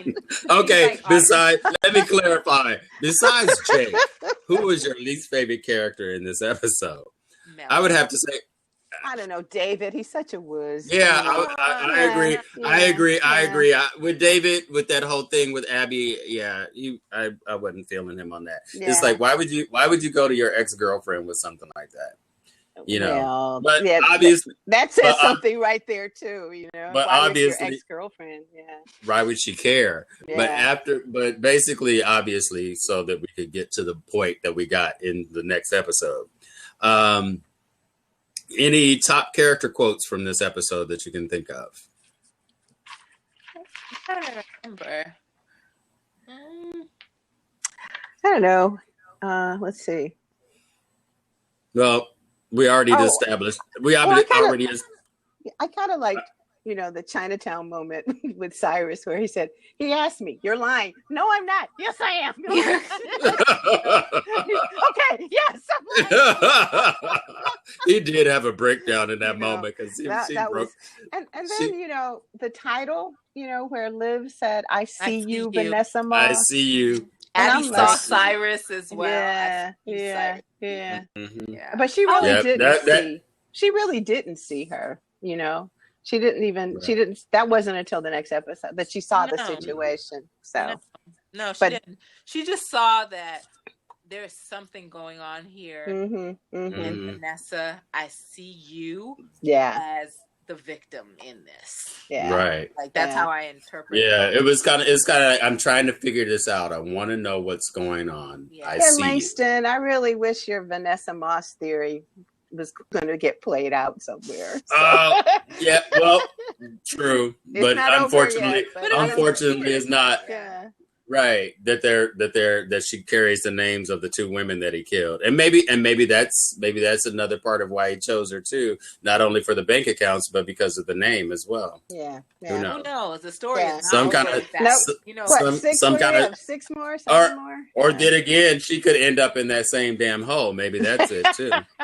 But well, when you posed that, I was like, because that's it must be Maya. Maya has put this woman up right there, so right, because that would be funny if she knows all along what they're doing, and while they're funneling money in, Maya's funneling money out. That would be freaking hilarious. Yeah, I'd like that she's a plant. That she's a plant from the get-go. Okay, so our next and final episode for this particular podcast episode is 5:15. Pencils down. Yeah. Okay. So Sally Langston is hosting the first major. I'm just going to go ahead and go through this whole thing so we can just talk. Sally Langston is hosting the first major Republican debate between the party's top 3 presidential candidates. Olivia doesn't like the ground rules, so she pulls Mellie from the event. That doesn't last long. The network caves to her demands. No need to get into too many specifics, but there will be a light and a buzzer. David wants advice from Abby about his love triangle. That doesn't happen. What does happen is Liz's plan to let the world know that Susan and David are dating. And the Veep is thrilled about this until Abby clues her in on the fact that David is juggling 2 women. Susan is suddenly less than stellar during her mock debate practice session. Liz orders David to fix whatever is wrong with her. He does. David dumps Elizabeth and declares that he is in love with Susan Ross. Oh, Susan Rice, head of the NSA. Right. Focus groups show that the general public believes Mellie is aloof and out of touch. She is too smart for her own good, so it's time to dumb things down. It's also time for her to head over to Gettysburg for a double Lincoln with cheese. Things are going well until Mellie makes a faux pas while describing her false past excursions to scarf down a serving of Freedom Fries. It's Burgergate 2016. Cyrus is taken aback when Governor Vargas's brother, Alex, takes over a strategy meeting. Alex Vargas is a mover, as evidenced by the dirt on Susan Ross he later offers to Olivia. In exchange, he'd like to have some intel on Edison Davis, who is also seeking the Democratic nomination for president of the United States.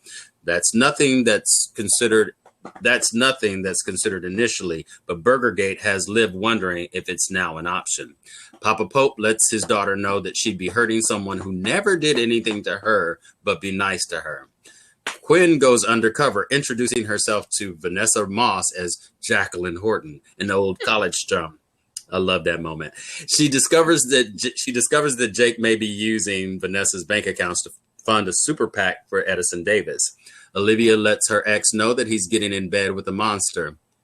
Edison corrects her on who he's actually getting into bed with. Susan asks the president why he cheated on his wife. She does this because she has doubts about David. Fitz, woo, that's loud. Oh, that's me. You can hear that? Very loudly.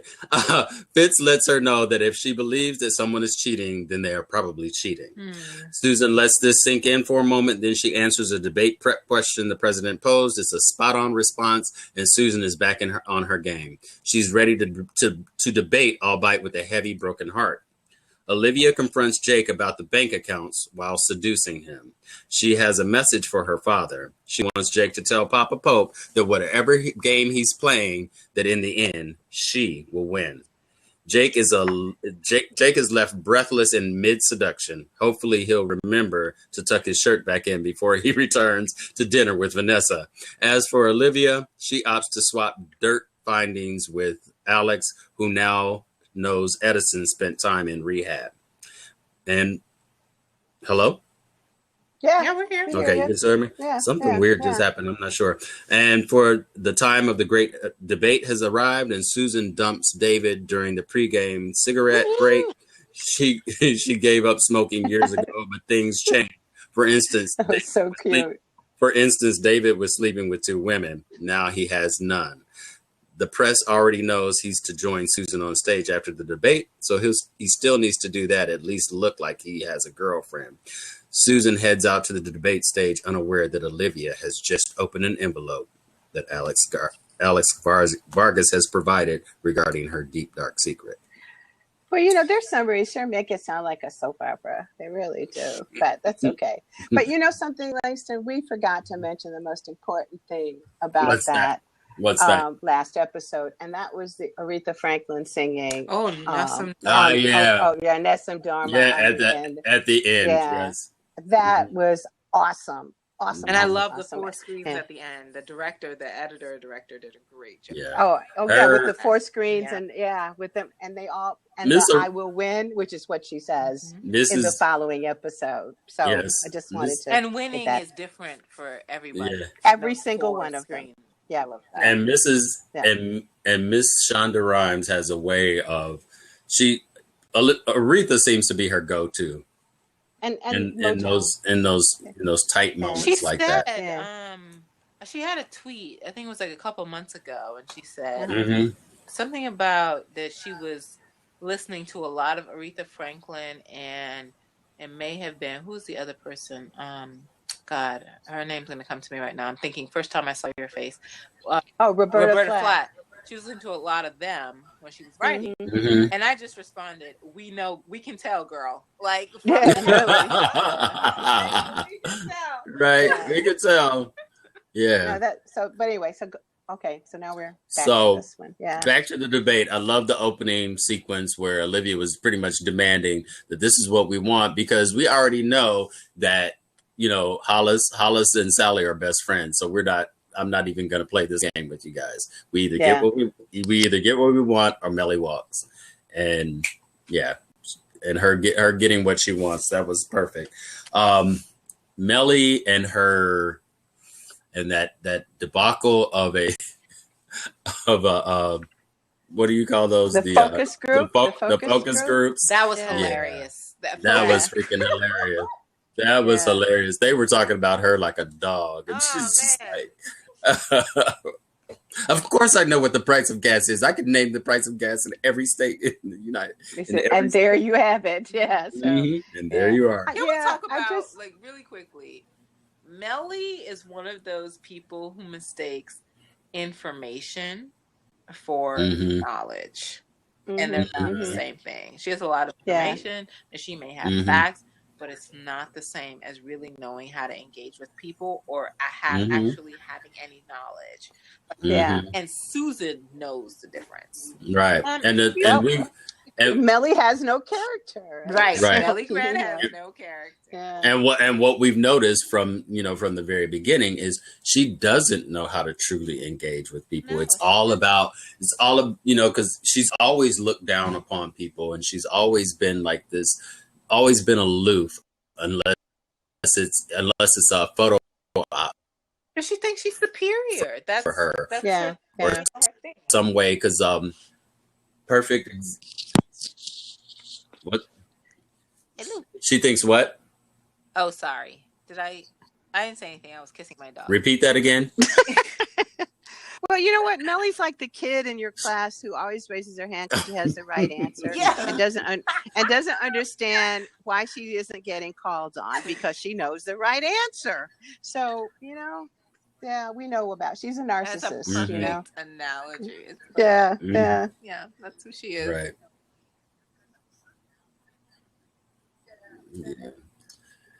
Yeah. And then of course we have to deal with David once again trying to express to Abby his dilemma with the two women, and one being very loving and one being very nasty. And I love casually the news came out. I was thinking, I was like, oh my God, Abby, what are you doing? Yeah.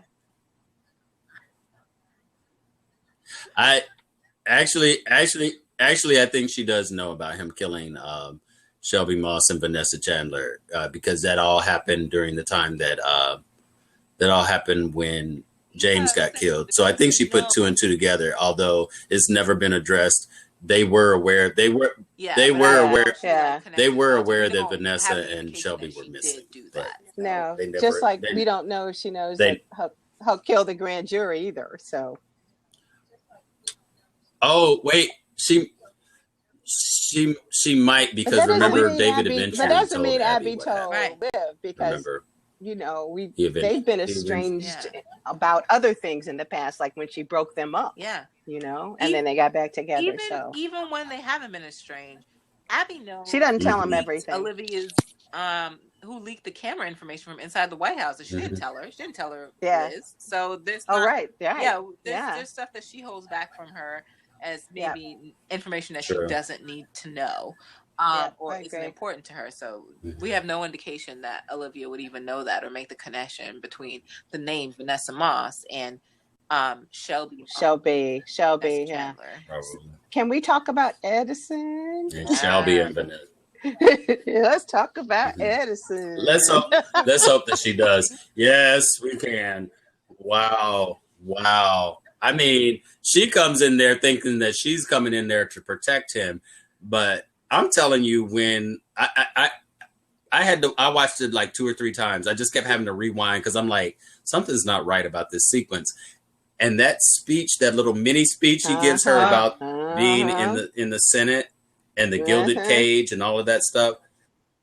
If you listen to that paragraph very carefully, all you have to do is replace his name with Olivia's. Those are the words that Papa Pope said to him. Well, and it's also what he experienced. This was his time. This was what he needed experienced. To do. People experience things, but until other people put words to it, you're like, yeah, that's what I was feeling. Yeah, Exactly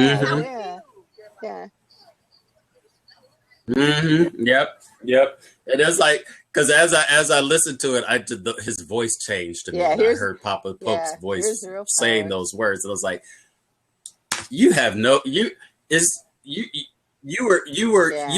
was like this when you walked through the door, Olivia. He was already prepared the for Olivia you side of this, because Rowan probably told him you were coming. We talked about this, Katrina, and elsewhere, but I always wondered what it was that made Edison help Olivia during the slut shaming instant, because I'm like, what did she say to convince him that he could go on national TV and say she stood by me when I was in the hospital, she's a supreme good character, blah, blah, blah.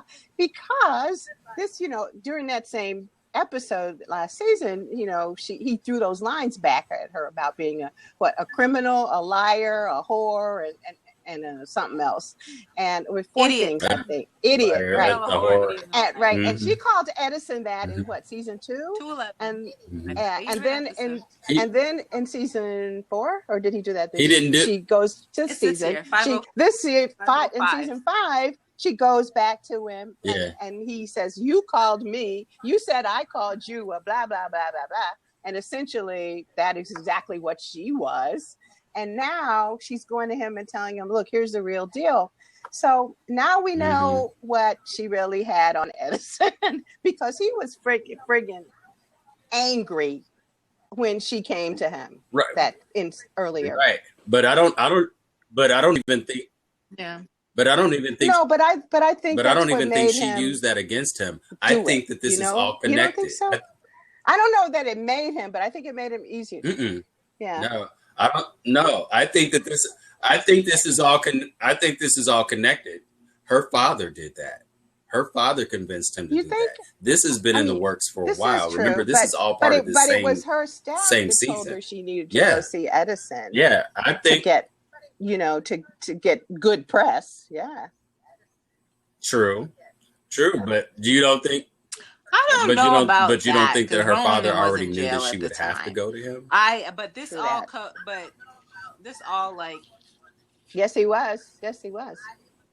No, this wasn't. No, he was still in jail. At this point, wasn't he out though? Talking about he was a disgraced Smithsonian director, right after embezzled funds. Yeah. So it's 504 where they frame the episode. I mean, not that he didn't still have influence and all that other crap, but not for this. Yeah, I don't think that was. So I really think that Edison, like her apology or whatever, right. and the fact that maybe at the time he knew that he was thinking about running. I'm thinking about this from Edison's mind. That he was thinking about running for president.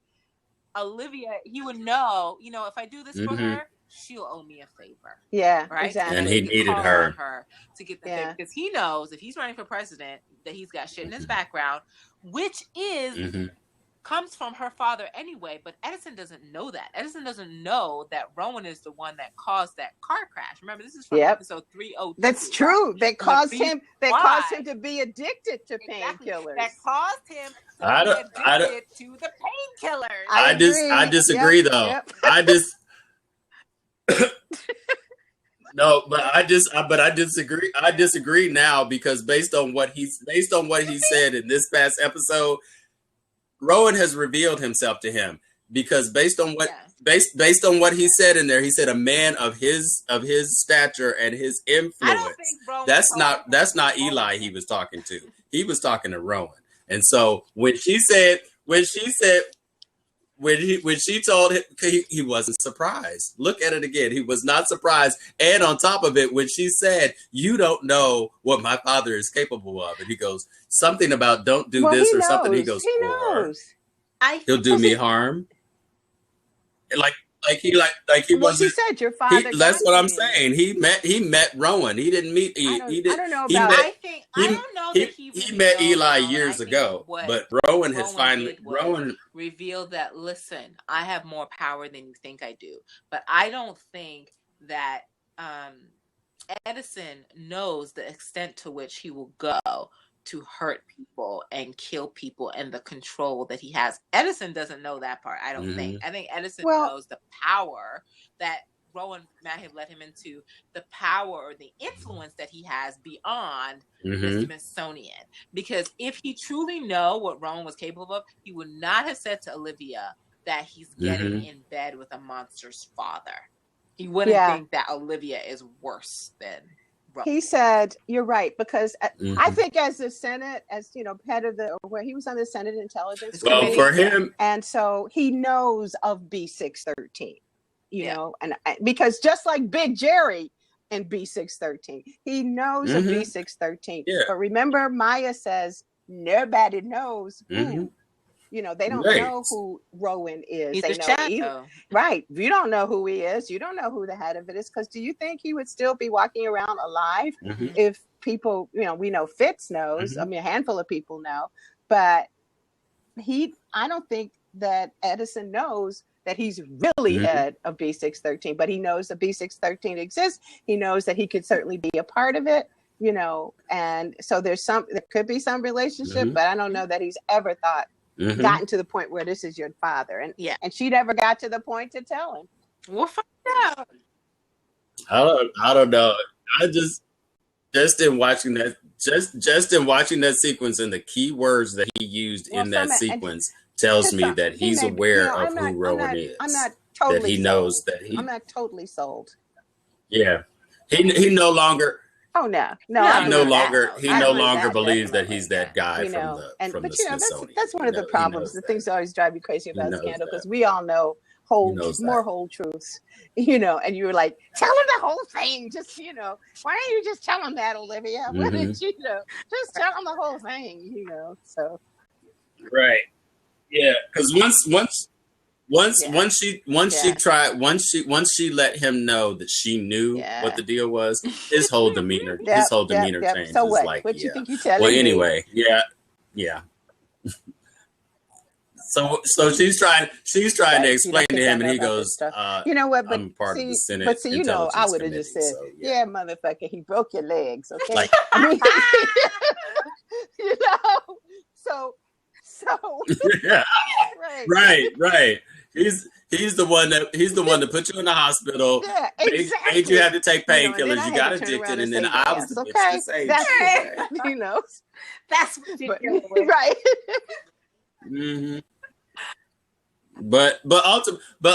But ultimately, that's why she gave the information to Vargas, because she is still trying to save him. I don't think she's despite she didn't do it out of spite. She did that to save him because she knows that it's going to be some fucked up shit that's going to impact a lot of people. Yeah. Okay. Yeah.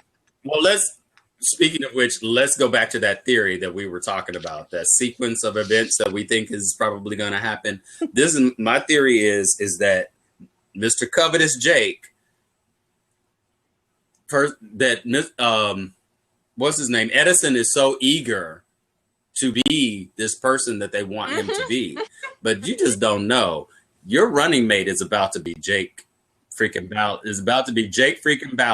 And as soon as he clinches the White House, House of Cards is exactly I see saran wrap and a needle in your future. This is very, very Frank Underwood here. Right. Because that's the front man. Yeah. Right. Because then we'll see the same thing that happened to Andrew with the saran wrap and the needle.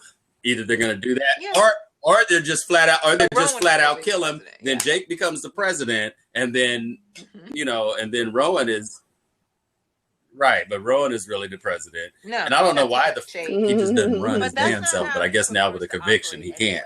But from pulling strings in the shadow. Remember what Olivia said to him, and the thing is that she is just like him because that's what she does. She operates behind the scenes. Right. And that's how she gets her kicks from being able to orchestrate everything behind the scenes. Yep. She would never run for president. I have, people out there like, why can't Olivia be president? Right. Have you just met Olivia? That's really. Who she is. You know what I mean? Yeah. I've exactly what she hates because she would have people on her tail 24/7. I've seen a lot of that. Oh, she's going to be president. Let's see that one, and she's going to run B613. Yeah, that one. Yeah. First, even though it is Shondaland and it is possible, she's also has to maintain the reality. I love how she's threw in that line where Edison said and of course maybe I'll be the first black president. And she says maybe we'll have the first. We've already had that. But anyway, but in their world, first female president. Right. To have both. Yeah, because in the end, because then you're dealing with no, God. You're having both if it were Olivia, but no, I don't know. I don't either. I don't want to see her first lady either. That would be awesome if Olivia just said, fuck it, I'm going to get my own candidate, and she pulls in somebody else.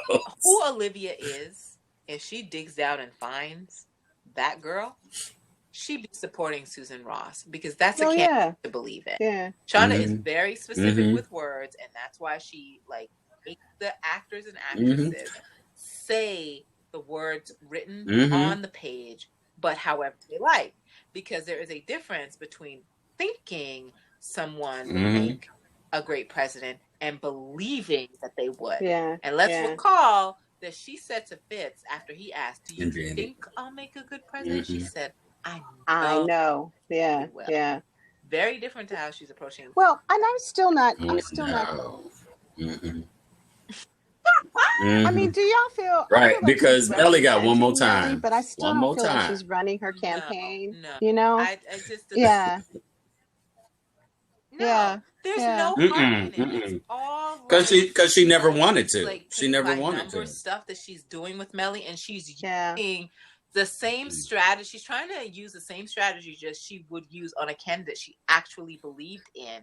But there is no real connection. So it's not working because it's exactly what her father said there.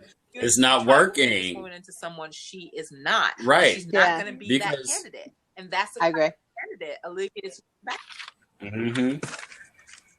Because that's why That's why Gettysburg backfired, because if she had actually been smart, it's unfortunate that Liv didn't have her wearing an earpiece, because she probably could have said no. Just tell them that you ordered and you had it brought to the White House. You know, something. But she shouldn't be using woman of the people either. That's some bullshit. And as soon as she said that line, I said, this gonna fail, because because she's not a woman of the people. Woman of nothing but Mellie Grant. So stop it. But the point is that Mellie also shows her very Mellie-like colors, in that only Olivia is to blame for that disaster, right? She doesn't take any accountability for the fact that she lied. And that's Olivia's number one thing. Do not lie. Even though she didn't take any. For her clients, and she always ordered that. Like, that's one of her top requirements. Do not lie. And that. Right. And she couldn't. That was my point right there. Mellie got one more time to yell at someone else to blame it on, and it's a very unattractive quality. And Olivia possesses that quality sometimes too, especially for the kind of personal and emotional things. Obviously, she did that with Fitz. The whole entire argument in 509 was about how this is your fault. Nothing about what the fuck she did, or accounting for how she felt, right? Which is bullshit. Right. Why should, and it was so appropriate that she was drinking Mellie's drink, and now appropriate that she is trying to find some connection with this woman, thinking, well, maybe this is the way to go. Maybe Mellie has it right. The fuck she does. And I think Olivia is going to come to that conclusion. Like, this is a losing team. They don't work well together because there's just no substance there. It's all paint by numbers. Yeah, I'm telling you, I don't see it as a way to access power, like her father was saying to her before. I just don't see it at all. And that's interesting, Katrina, that you look at it that way, that, all these things are ways she's trying to figure out how to mend her life, or, how to advance her life. And they're all wrong. Yeah. They're just all wrong. And and the funny thing about it is, the information that she has on Susan, the funny thing is she may not use it. It may be the catalyst that makes her flip. That makes God, I hope so. We don't really know what it is. Somebody, the one person I talked to said that she thought it, because how they drop these things and they're misleading, and it's not very often, it's not about the person. Like, could this really be about Mellie? Because Mellie, we know some of Mellie's despicable things, but somebody said some while ago about, remember how Marcus asked, what year did she graduate? What year did she graduate from Harvard or something like that? Right. And it was kind of like, okay, why was that there? Because it just, so I'm looking at some Mellie. I don't random in that way. There's something. Never. They drop these little Easter eggs and they pick them up later on. They're very good at that. I don't think that envelope is about Mellie though. Because it's like, he said it was about Susan, but I'm just, when he gave it to her, and Olivia's face just dropped, So who knows? But then again, I'm just saying later on when when Quinn talks about that, and then and then also their meeting. I hate speculating about the future episodes based on those snippets, but let me wait. You know what? We need to go back to the bathroom. Oh my God! Yeah, we're gonna go there. We spent as much time as you talked about. Well, Jake, I've talked about the dirty bathroom. The dirty bathroom, and first, Jake, and did she? Oh God, she worked to that number. First off, I want to give a shout out to someone named Joselle. I don't know if you're listening, but you're nasty, girl. You're nasty. What did she say? What did she say? In the Scandalices and Scandalrati, people were talking about, the one thing that people keep bringing up is the fact that Olivia walked out of there without washing her hands. Oh, and so this morning, I wake up to this young lady named Joselle going, but that's what makes it hot. That's what makes it sexy. You don't wash your hands because then you can walk out and you got the D on your hands. And I was like, oh, God. Hey, you guys, Joselle, don't forget, Olivia is also the girl who walked out of the closet in 214 with Fitz's juices inside her, put her panties in her bag, and And the chick didn't shower until God knows when. Pantyless, okay? With juices inside of her. That was probably her first pregnancy scare. So, we just saw one. We don't know if she had another one previously.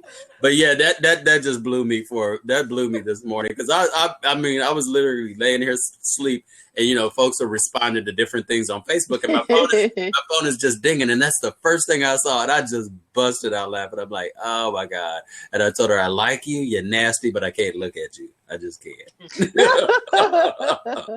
But yeah, that sequence harkens back to the whole idea of Jake, with the whole he can't reach you in the places that I can. Except your dirty bathroom. But she did him one better. Nobody can ride you as good as I can.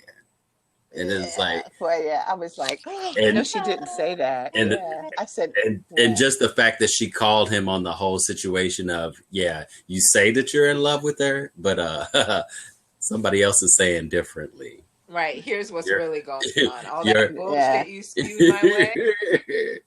The writer is just, I love them for having that take place in the bathroom. Oh, yeah. And because of the whole dirty bathroom thing that Jake represents, which we know about, the kidnapping, and then the 421, when she talks about that whole dirty bathroom, and she says it to Jake after he says some shit to her about how he's different from the other B613 bot, and that he's in love with her. And she's like, no, when I was in, kidnapped and this dirty, filthy bathroom, but it was the place in which I felt safe, the place in which I could go. And I wrote about that a while ago. Yeah, I don't even remember what I said, but I'm like, that's Jake. That's the place that she goes to when she needs that kind of solace. That's where she defecates, and that's what she's been doing with him. Yeah, since I know that. I can't. Every time she's with Jake, I think about that dirty bathroom metaphor, and it's true. And then this place was perfect. It was a clean bathroom. And but they got dirty in it. But they but right. But and let's put down that number 2 pencil. Pencils down. More like pencil put down. More like man down. But it's just, it was just amazing. Well, first of all, here's the big deal. It's like, you always come when she calls. So if you were really truly in love with Vanessa, you're at dinner with your girlfriend, your fiance, not girlfriend, fiance, and your piece texts you. Oh yeah, it'd be to come back in the hallway. You really in love with somebody? You gonna text back? Go busy, can't do it. Nope.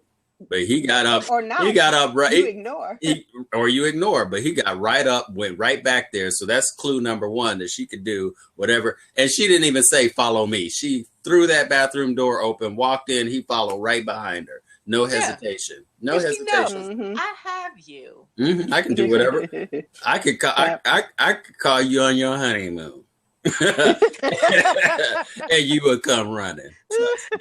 I know what I can do, because Vanessa can't ride you like I can. That's what she was telling them. She's like, I'm not stupid. You're here for a reason, and it's not because you're in love with your woman. I'm sorry, but Vanessa was boring as hell. Well, I mean, she's not supposed to be that significant, as you know. So, but didn't you love how Quinn played her? Relationship, she looks like she seems boring. But didn't you love how Quinn played her? Oh God, God, I love that. Quinn was really good. And then when she was telling Olivia what she discovered, and Olivia said, she told her to slow down, and she said, "Oh no, usually you tell me to speed up." And so she goes, "Okay," and then she starts to tell the whole thing. She's like, "Okay, no, get to the point." Get to the point. Right. I love that. To know the technical information. She just right. What's the point? Because she's done that to Huck a few times. It's like, You're right. I don't want. Yeah, I don't want it. Right. I don't. Just get to the point. Yeah. So, yeah, I didn't expect that. I mean, and I mean, I didn't know what that was going to be about. You know, why they were really doing this or anything. So, that was kind of perfect. Yeah, it was good. Duh. Yeah. But you know, the thing that I love about it is, and this whole thing about power and blah blah blah and strategy, I love that ultimately the strategy that succeeded was this very kind of feminine, you know, strategy of this like Trojan horse, because it's unexpected. I don't think, you know, what's his face, Jake, even thought about that and using that kind of connection. And I had to laugh. So I'm like, of course she went to Smith. Yvonne, you and I have gone to Smith type schools, so I cackled a bit about that connection, how you go up to someone and be like, we went to school together. So easy. and you don't suspect the person at all. No, And it's, well, you know, in my case, and probably yours too, if I don't remember you, that's probably right. Yeah. Because they usually know who we are, because there were like this many of us, right? Exactly. But we don't know who they are. Nope. So right. But Quinn played that so well. I mean, the headband, the smile. She was just like on. She was just totally the wedding books. Yeah. So look, guys, I'm going to have to bounce. It's 4:00. Oh my God. Okay. Which means it's starting to get towards midnight for you. Yeah. I love these episodes. And I did too, and Carry On Without Me, and I'm really, really happy to have been invited. It was fun. Thank you for coming. You know, hope I'll come back. Yes, please. Definitely. See you. Thank you. Bye. Bye. So, now folks, figure out how to get out. I think you just click the button. There you go. Yeah, that's it. Okay. So, so I guess we can go ahead and start wrapping up a little. Yeah. Oh yeah, that's right. Cash or trash. Cash for me was definitely Quinn coming in as the as the college friend. That was definitely hilarious to me. Jacqueline Horton. And that smile, she was just so on, eyes just so bright. Good at that kind she was excellent. She was excellent at that. She's like done things like that in the past too. When she did something like that, when she was when she used the finger that they cut off of to get into the I can't remember his name, the security guy, and she uses to kind of flirt with the security desk guy, and she's so cute in her little suit and like very Lindsay Dwyer-ish, or season 1 Quinn. Like I love it when Quinn does that kind of stuff. She knows when to turn it on and turn it off. Yeah, she's so good at it. But I want to say my cash was actually the Rowan and Olivia scene. Yeah, that was good. Pure cash for me. Because it just epitomizes the fact that this man manages to speak some truth while also continuing to manipulate this girl for his own ends. And trust me that even though Rowan is trying to get to, you know, with our theory, it may or may not play out with the whole House of Cards type twist, that ultimately, whatever Rowan does, it has Olivia in mind in the mix somewhere. So this is always like about her in some degree. So I can't wait to see what that is like. But I have a lot of cash scenes actually. Yeah, it was a lot going on. All the foods and stuff was like cash for me. Loved it. Loved it. Hollis was cash. I mean, as much as you want to hate him, he plays the hell out of that role. The bacon around the I about lost my mind. I was literally like, I had my phone in my hand and I was about to, post a message, and I saw that. I just tossed the phone aside. I said, I can't. That's so totally ridiculous, but it's so Hollis that he actually. Notice in the scene how they like really they zoomed in on the fact that there was a sign on the wall that said "No guns on this table." And Hollis places his gun on that table, like in order to wrap the. In order to wrap the. And then, of course, Here, darling, taste this. Like, really? You're eating gun bacon. That's smoky. He was just a fool. Also, my Cash moment, although it was a hard scene to watch, and I watched it over and over, but the scene between Edison and Olivia, it was harsh, but it was such a powerful scene. Such a powerful scene. Yeah. But this is what I mean about people telling Olivia things about herself, right? So her father, and then Edison says that. I don't remember what the moment was in 513.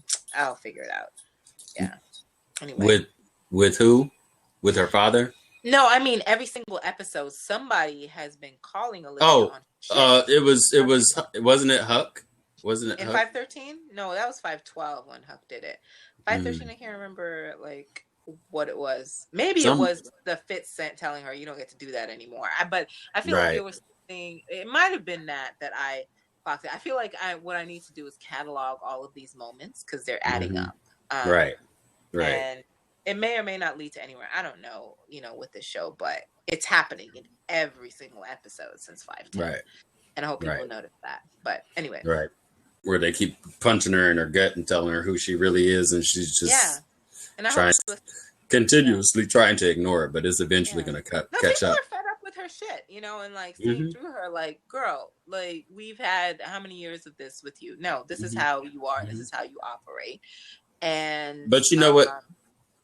But I think the funny thing about it is the moment that it happened for Quinn in 14.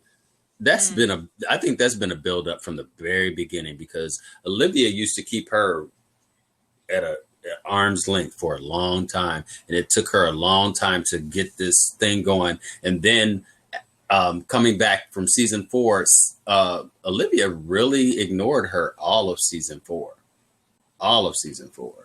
And it's just like a lot. And I think running things. I mean, she figured out where Olivia was. Right. Oh, that was a funny moment. That was a funny moment from 514 when her and Abby met, and Quinn was just like, she goes, why didn't you get the coffee? Because I'm running OPA. And it's like, well, anyway, you get back to fake running OPA. Right. It's like, yeah, no, you don't understand. She really is running it. So yeah, Abby. Abby's like, you think the press secretary has time to bring coffee to you? But I love it because it's both like they've moved on so much in their lives. Well, I'm running OPA. Does Olivia know that? Well, of course she doesn't know that. She's never around. Yeah, but I love how Abby was like coming to Olivia's defense, because she has a different side of Olivia, because Abby is like the only good person in Olivia's life that she's been kind of clinging to and trying to regularly have kind of girl talk or moments with her, which I'm really happy about, because otherwise she's surrounded by really kind of selfish and narcissistic people that only would encourage the selfishness in her. And I think she was encouraging Abby to be a better person, because I think Olivia needs to believe that there are better people out there, even if she feels like she can't be that. Or, to be absolutely frank, and this is me being judgmental, she's too fucking lazy to be a better person, too afraid of the work that it entails. She's so fearless when it comes to so many things, but when it comes to all of the internal stuff for herself, for herself, it's too hard. And I understand that, because it is hard. It is so much easier to just ignore it and do something else or focus on other people. I know for me, this is like personal. This is a small thing that when I don't really feel like dealing with my stuff, when I'm with other people, especially with friends, I ask them a lot of questions. I want to know all about them. I want to know what's going on in their lives.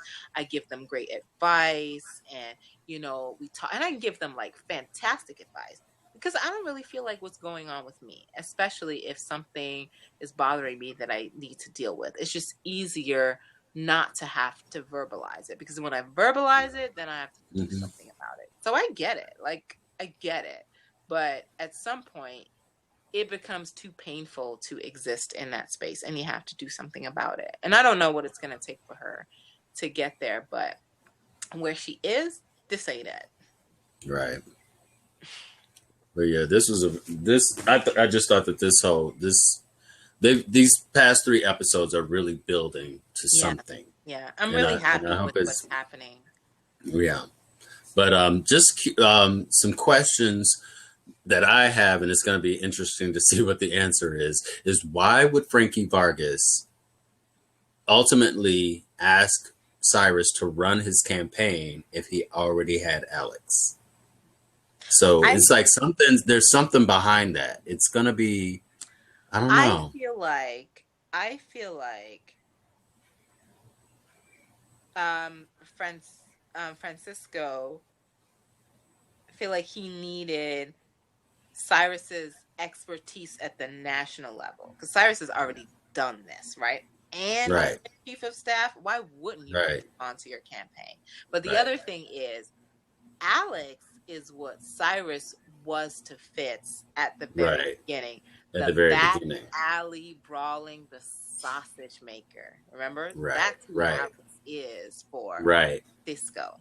So, but it almost feels like Cyrus is being neutered at the same time. It's just like, and that he wants him there, but he wants to be able to keep him kind of under control, because Alex is who he trusts, right? Because that's who he knows. He doesn't really know Cyrus. He just knows that Cyrus, or he believes Cyrus doing.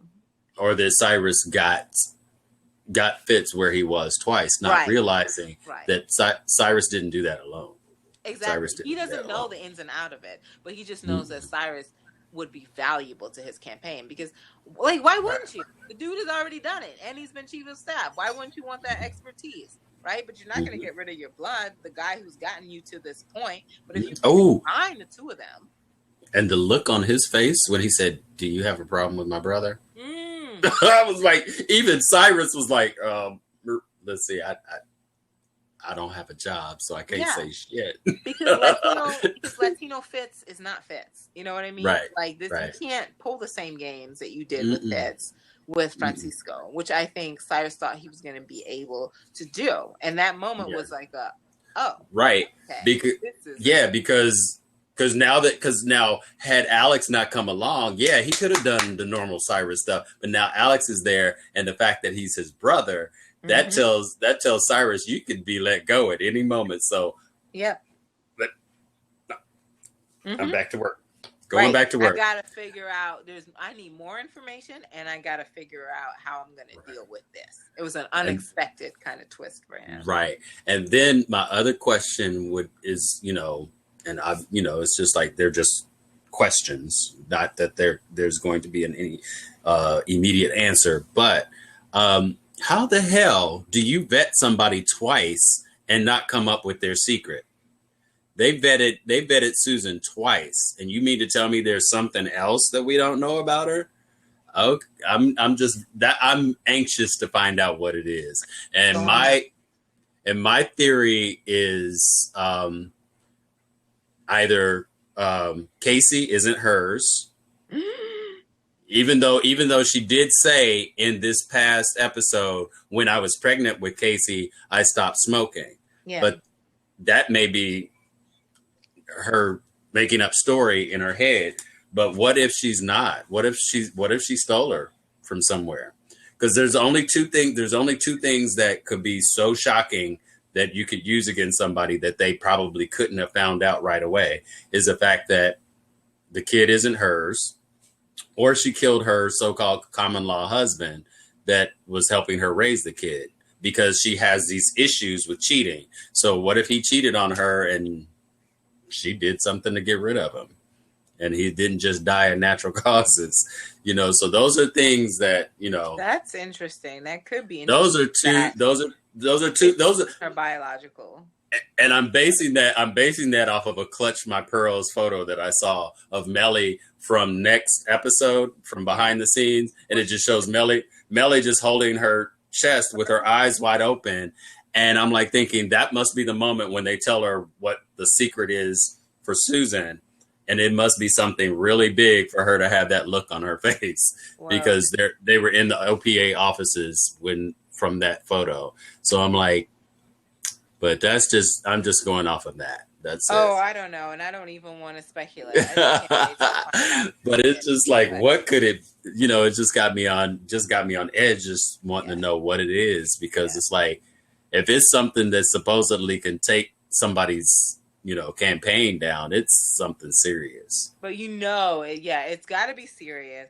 And you knew something was coming because Susan was too good. Everybody's got to have Right. And can we talk about the moment where she went from bad Sandy to good Sandy?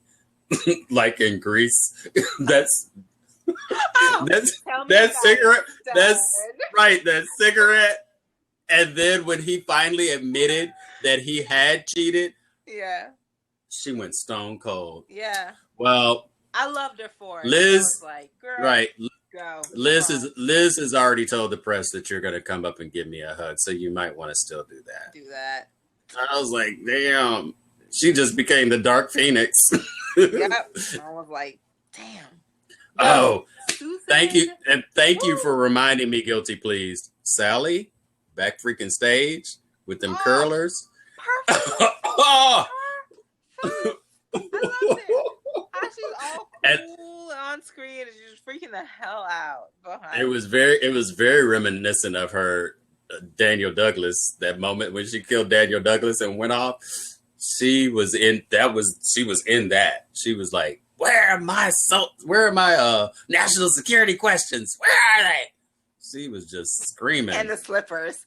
The slippers and the curlers. Yes. Only thing that should maybe the title should have been Let Her Open Her Down, because I pictured her in that moment chasing after her staff with a letter opener. Where are my national security questions? She was snapping.